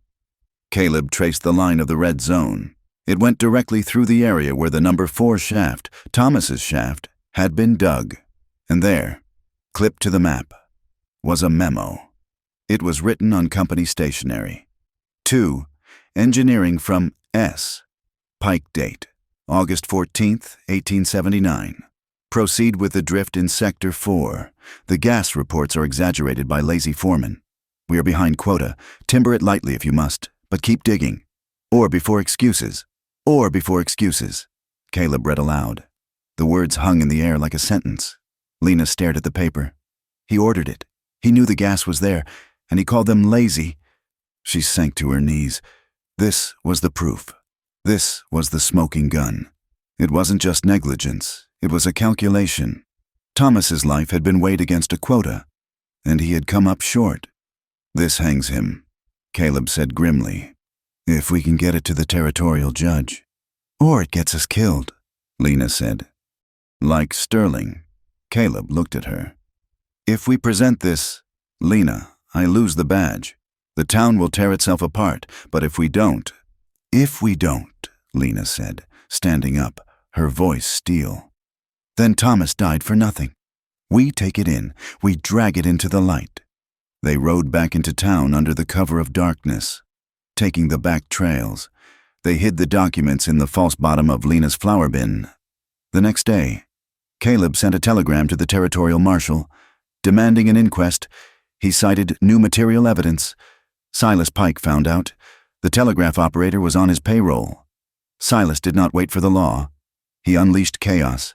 He hired men to flood the saloons, buying rounds and whispering that the sheriff was planning to shut down the mine permanently to satisfy a vendetta. He told the miners that Caleb Boone wanted to starve their children. By noon on Thursday, the town was a powder keg. Fights broke out in front of the Golden Nugget. Windows were smashed. "Trouble at the mine," a boy shouted, running down Main Street. "They're rioting." Caleb grabbed his shotgun. "Stay here," he told Lena. "Jamie is at school," she said, panic rising. "Get him! Lock the door!" Caleb limped toward the mine. A mob had gathered at the gates, some striking for safety, others screaming that the sheriff was a traitor. It was a brawl of 300 men. Lena ran to the schoolhouse. It was empty.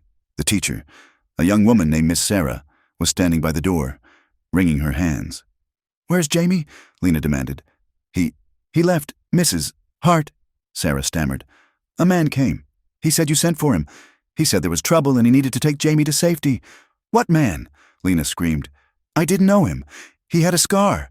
On his cheek. One of Silas's henchmen. The man Lena had seen at the mine the day of the explosion. Lena's heart stopped. The world went gray. She didn't scream. She didn't faint. A cold, deadly clarity washed over her. She ran. She didn't run to the sheriff. She ran toward the mine. She fought through the crowd of shouting men. She saw Caleb in the center, trying to hold the line with 2 deputies. Caleb, she shrieked. Jamie! They took Jamie! Caleb turned, his face going white. Over there, a woman shouted, pointing toward the old abandoned crusher building near the mine entrance. I saw a boy. Lena ran toward the rotting structure. Caleb was right behind her. Using his shotgun to clear a path, they found Jamie sitting in the dirt behind the crusher. He was holding a bag of peppermint sticks. He was pale and shaking. Standing over him was the man with the scar. He was smiling, holding a knife loosely in his hand. He wasn't hurting the boy, not yet. He was waiting. Mrs. Hart, the man said smoothly. Mr. Pike sends his regards. He thinks it would be best if you and the sheriff took a long trip. Tonight, and maybe you forget where you put those papers. Lena looked at the knife. She looked at Jamie's terrified eyes. Let him go, Caleb said, raising the shotgun. You shoot me, sheriff, and I might trip and fall on the kid, the man sneered. Lena stepped forward. She looked small, defenseless. It's me you want, she said. Let the boy go to his mother. The man laughed. You got a lot of fire. Widow. Jamie, Lena said calmly. Run to Caleb. Mama? Run! As Jamie scrambled up. The man lunged, not at the boy, but to grab him back. Caleb couldn't shoot. The boy was in the line of fire, but Lena moved. She didn't retreat. She threw herself at the man, clawing at his face, screaming like a mountain cat. It was a frenzy of maternal rage. The man, startled by the ferocity, stumbled back. Caleb stepped in, swinging the stock of the shotgun. It connected with the man's temple with a sickening crack. The man dropped like a stone. Lena grabbed Jamie, crushing him to her skirts. She was shaking so hard her teeth rattled. Caleb stood over the unconscious thug, his chest heaving. He looked at the chaos of the mine yard, the fighting men, the dust. He tried to take my son, Lena whispered. He tried to take my son. She looked at Caleb. Her eyes were hard and dry. We could leave, Caleb said quietly. We could take the boy and ride tonight, disappear into California. Lena looked at the mine entrance, the black mouth that had swallowed Thomas. She looked at the town that had judged her. She looked at Silas Pike's office on the hill. If we run, Lena said, Silas wins, and another boy loses his father next week, and another... She straightened up, wiping the dust from Jamie's face. We stay, she said. We stay, and we burn him down. Caleb nodded. He racked the slide of the shotgun. Then let's finish it. The day of the inquest dawned with a sky the color of a bruised plum, heavy and low over the peaks. The wind had died down, leaving a stillness that felt less like peace and more like a held breath. The white-clapboard church, usually a place of hymns and hushed prayers, had been pressed into service as a courthouse. It was packed to the rafters, miners in their Sunday best, stiff collars chafing their sunburned necks, sat shoulder to shoulder with their wives. Town leaders occupied the front pews, sweating in their wool coats. At the very back, leaning against the wall with arms crossed, stood the territorial officials, men with hard eyes and dust-coated boots who had ridden 2 days to see if Prospect Ridge was worth saving or burning down. Outside, the atmosphere was thick with the threat of violence. Company guards hired by Silas Pike loomed on the porch and near the hitching rails. They held their rifles loosely, but their fingers tapped against the trigger guards, a silent reminder that in this valley, the law was often decided by who had the most ammunition. Inside, Lena Hart sat on a hard wooden pew. She wore her black dress, the one she had worn to Thomas's funeral, but she had pinned a small sprig of mountain sage to her collar, a sign of life amidst the mourning. Her hands were clasped in her lap. fingers white where they gripped the small, clammy hand of her son. Jamie. Caleb Boone stood at the front of the room, near the altar that now served as a judge's bench. He leaned heavily on his cane, his bad leg throbbing with a dull, constant ache. Beside him, on a small table, sat a stack of papers, the map, the memo, the damning proof of a massacre disguised as industry. Silas Pike lounged in the front pew on the opposite side. He looked immaculate in a suit of charcoal gray, his silver hair brushed back, his demeanor one of bored patience. He did not look like a man facing ruin. He looked like a king waiting for his subjects to stop complaining. The territorial judge, a man named Holloway with a beard like a bird's nest, banged his gavel. The sound cracked through the room like a pistol shot. This inquiry into the safety and management of the Hart mine is now in session, Holloway boomed. Sheriff Boone, you have brought charges of criminal negligence and fraud. Step forward. Caleb adjusted his coat and took a step, wincing slightly. But before he could speak, the doors at the back of the church creaked open. A few heads turned. It was Briggs, the foreman. He caught Silas's eye and gave a nearly imperceptible nod. It was the signal. Silas knew the documents on that table would hang him. He knew the testimony of the miners would bury him. He had one card left to play, and it was the cruelest one in the deck. Outside, in the churchyard, children were playing tag among the wagons, their laughter muffled by the heavy walls of the building. Jamie, bored by the stifling air inside, had tugged on Lena's sleeve minutes earlier, whispering that he needed water. Lena, distracted by the judge's opening words, had nodded, telling him to go to the pump just outside the door and come right back. Jamie stood by the pump, the cool water splashing over his wrists. "Hey there, son." Jamie looked up. It was Briggs. The big man was smiling, a look that didn't reach his cold, piggish eyes. "You like dogs, don't you?" Briggs asked, reaching into his heavy coat. He pulled out a small, whimpering ball of fur. "A puppy, no more than a few weeks old. Found this stray down by the creek. Figured a boy like you might want to give it a home." Jamie's eyes went wide. He took a step forward, entranced. "Can I hold him?" "Sure," Briggs said, backing away toward the line of trees that led to the mine road. "Come here. He's shivering." Jamie followed. He reached out for the puppy. As soon as the boy was within reach, Briggs dropped the dog. His heavy hand clamped over Jamie's mouth, stifling his cry. He tucked the boy under his arm like a sack of flour and vanished into the timber.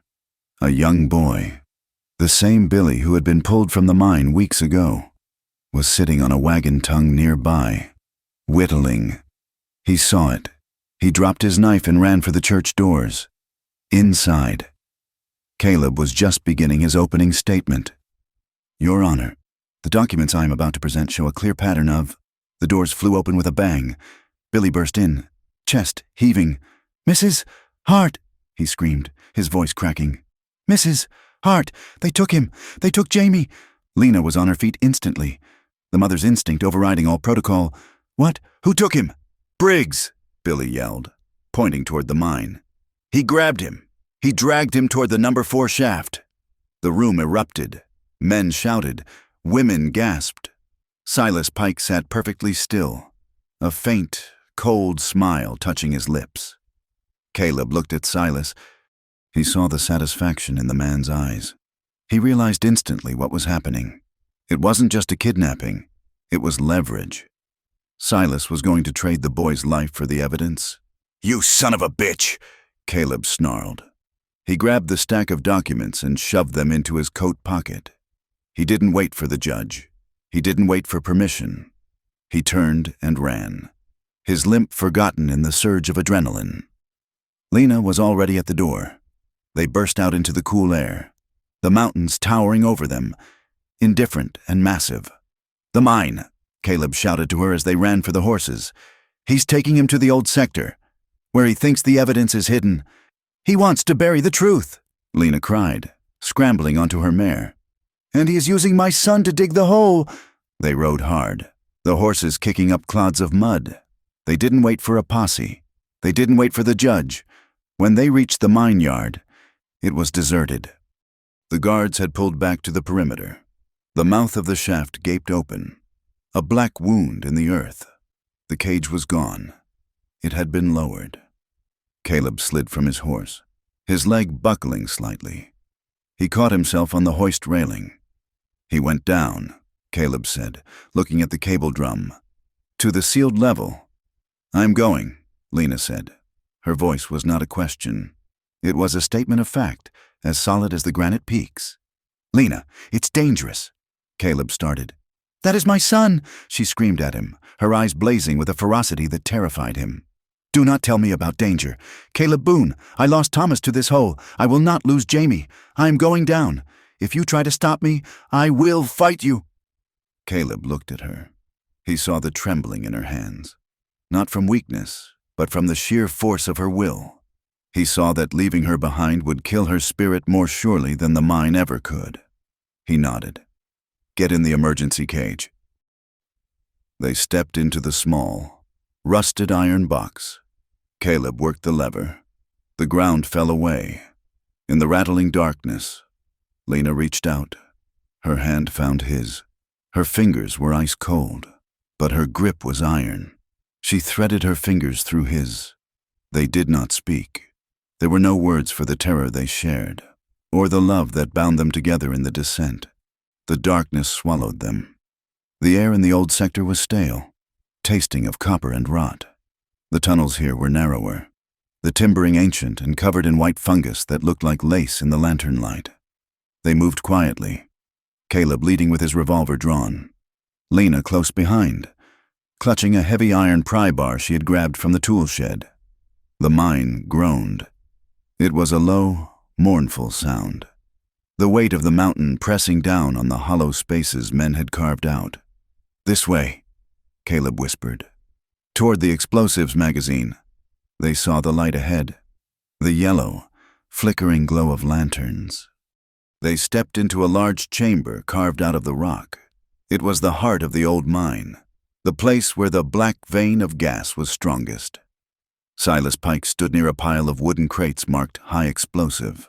Briggs was beside him, holding a lit torch, and there, tied to a support beam, was Jamie. He was crying silently, his eyes wide with terror. Welcome, Silas said, his voice echoing off the wet stone walls. I knew you would come. Caleb, you have a hero's predictability. Let the boy go, Silas, Caleb said, leveling his gun. This is between you and me. It is between me and the future of this town. Silas sneered. Some men must always be sacrificed to keep a town alive. Caleb, Thomas Hart was just a name on a list. A cost of doing business. And the boy? He is just collateral?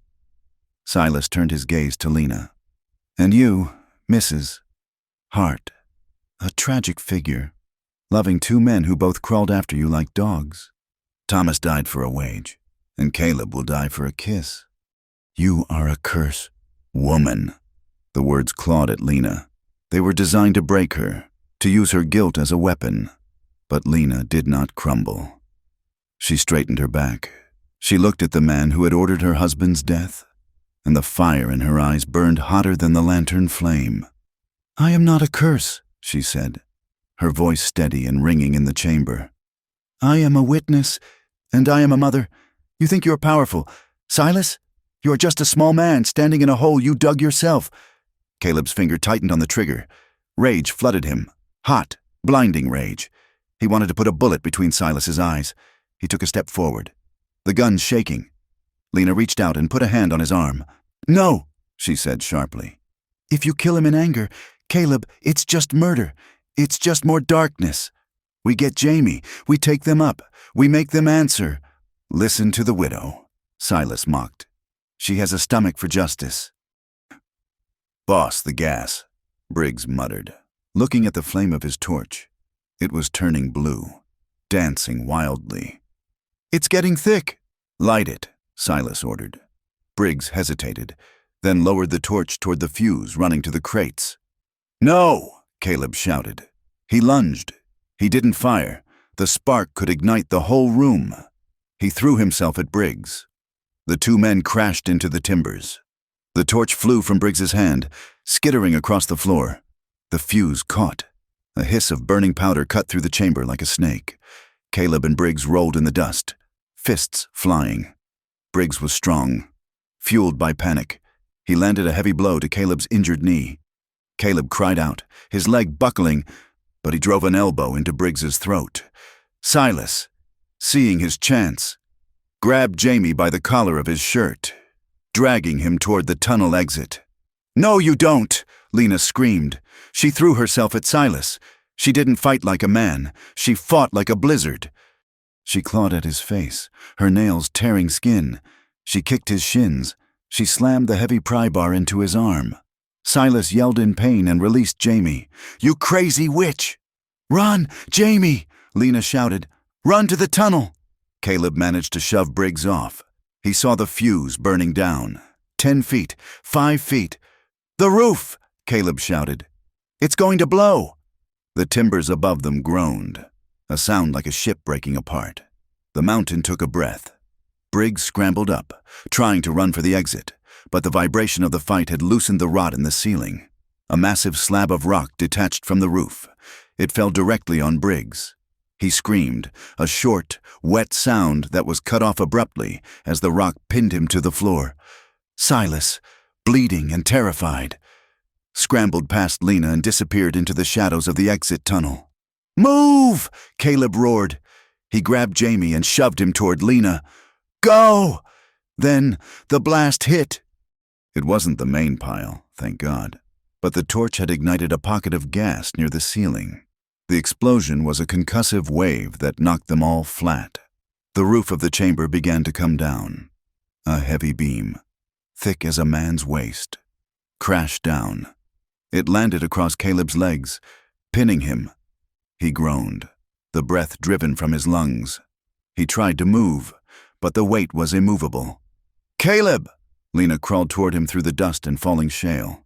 "Leave me!" Caleb gasped. "Get the boy out!" "I'm not leaving you!" she cried. She threw herself against the beam. She wedged her shoulder under the wood. She planted her feet in the debris. "Jamie, pull him!" she screamed. Lena pushed. She pushed with the strength of every hour of grief she had endured. She pushed with the rage of a widow and the love of a woman who refused to be alone again. The muscles in her back screamed. Her vision went red. She felt something tear in her shoulder, but she didn't stop. "Up!" she gritted out. The beam moved. Just an inch, then 2. Caleb gritted his teeth and dragged himself backward, his bad legs scraping over the rock. Jamie pulled on his arms. "Clear!" Caleb shouted. Lena let the beam drop. It slammed down with a thud that shook the floor. She collapsed, gasping, her arm hanging limp. Caleb grabbed her with his good arm, dragging her up. "Run!" They ran. They stumbled through the collapsing tunnel, Jamie between them. Dust chased them. Rocks rained down around them, behind them. A second, larger explosion roared as the main charge finally caught, sealing the chamber, sealing Briggs, and collapsing the old sector forever. They reached the cage. Caleb slammed the gate and threw the lever. The cage jerked upward just as the tunnel mouth behind them vanished in a wall of rubble. They emerged into the light. The cage rattled to a halt at the surface. The crowd, drawn by the rumble of the explosion, stood in a wide, silent circle. The gate opened. They walked out together. Caleb, limping heavily, his face a mask of blood and soot. Jamie, pale and shaking, clutching a piece of Caleb's coat, and Lena, her dress torn, her shoulders slumped, but her head high. A gasp went through the town. It was a sound of awe. They looked like spirits risen from the grave. The mine entrance behind them let out a final cloud of dust, then settled. The black vein was sealed. Silas Pike was found stumbling near the perimeter fence, dazed and bleeding from the scratches Lena had given him. 2 of Caleb's deputies, men who had finally found their spines, grabbed him. "It's over, Silas," one of them said. The inquest resumed 3 hours later. No one went home to change. The dust of the mine was the uniform of justice. Caleb stood before the judge. He didn't need to shout. He placed the map and the memo on the table. He knew, Caleb said, his voice raspy from the smoke. He ordered the digging in the gas zone. He paid the inspector to look away, and today he tried to kill a child to hide it. Then Lena stood up. She walked to the front of the church. She turned to face the town, the women who had whispered about her, the men who had judged her. My husband, Thomas, was afraid of the dark, she said clearly. He laughed loud to hide it, but he went down there because he wanted to buy a future for his son. He trusted this town. He trusted the company. She looked at Silas, who sat in shackles now, his fine suit ruined. You killed him for money, she said, and you tried to kill the love I have found since. She looked at Caleb, who was watching her with a reverence that made her heart ache. I love the sheriff, she said to the room. I say it without shame. Loving him does not erase Thomas. It honors him, because Thomas would not want me to live in a grave. He would want me to live in the light. There was silence. Then, a woman in the back, Mrs. Gable, took a handkerchief and wiped her eyes. A miner stood up and nodded. Then another. The verdict was swift. The territorial officials, faced with the overwhelming evidence and the mood of the town, moved to strip Silas Pike of his ownership immediately. He was charged with manslaughter, fraud, and attempted murder. The mine was ordered closed for a full territorial inspection, to be reopened only under new management and strict safety codes. The output would be less, the wages harder to come by. But the men would come home at night. The victory, however, had a cost. 2 days later, the territorial governor's representative met with Caleb in the sheriff's office. You did the right thing, Boone, the official said, lighting a cigar. But you caused a hell of a mess. Riots, explosions, arrested magnates. The territory needs quiet lawmen, not revolutionaries. Caleb understood. He looked at the star on his chest. It was battered and scratched. I understand, Caleb said. He unpinned the badge. He placed it on the desk. I'm done anyway, Caleb said. I found what I was looking for. And what was that? The official asked. Peace, Caleb said. He walked out of the office. He didn't look back at the jail cells or the gun rack. He walked out into the sunlight, a man without a title, feeling the strange, terrifying weightlessness of freedom. Months passed. The seasons turned the aspen trees to gold, then stripped them bare, then dressed them in green again. The Hart mine stood silent for a long time, then opened slowly under a cooperative of investors from Denver who feared the legend of the widow's curse enough to follow the safety laws. Caleb and Lena did not stay in the cabin by the scrub. They bought a small plot of land 5 miles down the valley, where a creek ran clear, and the soil was deep enough for corn and beans. One evening, as the sun was setting in a blaze of red and orange, they stood on a ridge overlooking the valley. The scar of the mine was visible in the distance, but the grass was growing back over the slag heaps. Lena reached into her pocket. She pulled out a simple gold band, Thomas's wedding ring. She held it in her palm, watching the light catch the metal. I used to think that if I let go of this, I let go of him, she said softly. Caleb watched her, saying nothing. He waited. But love isn't a room with one door, she said. It's a river. My love for Thomas, it still runs. It always will. But my love for you, Caleb, it's a new river. It carved its own path through the rock. She turned to him. She took his hand, the hand that had dug through rock, the hand that had held a gun for her, the hand that had trembled with gentleness when he touched her face. She pressed the ring into his palm. Keep it safe for Jamie, she said. For when he's a man, but I don't need to wear it anymore. I know who I am. Caleb closed his fingers over the ring. And who are you, Lena? I am the woman who chooses you, she said. She stepped closer. Marry me, Caleb. Let's build a house where the roof doesn't leak. Let's raise Jamie where the earth stays under his feet. Caleb smiled, a true, wide smile that erased the years of guilt and shadows from his face.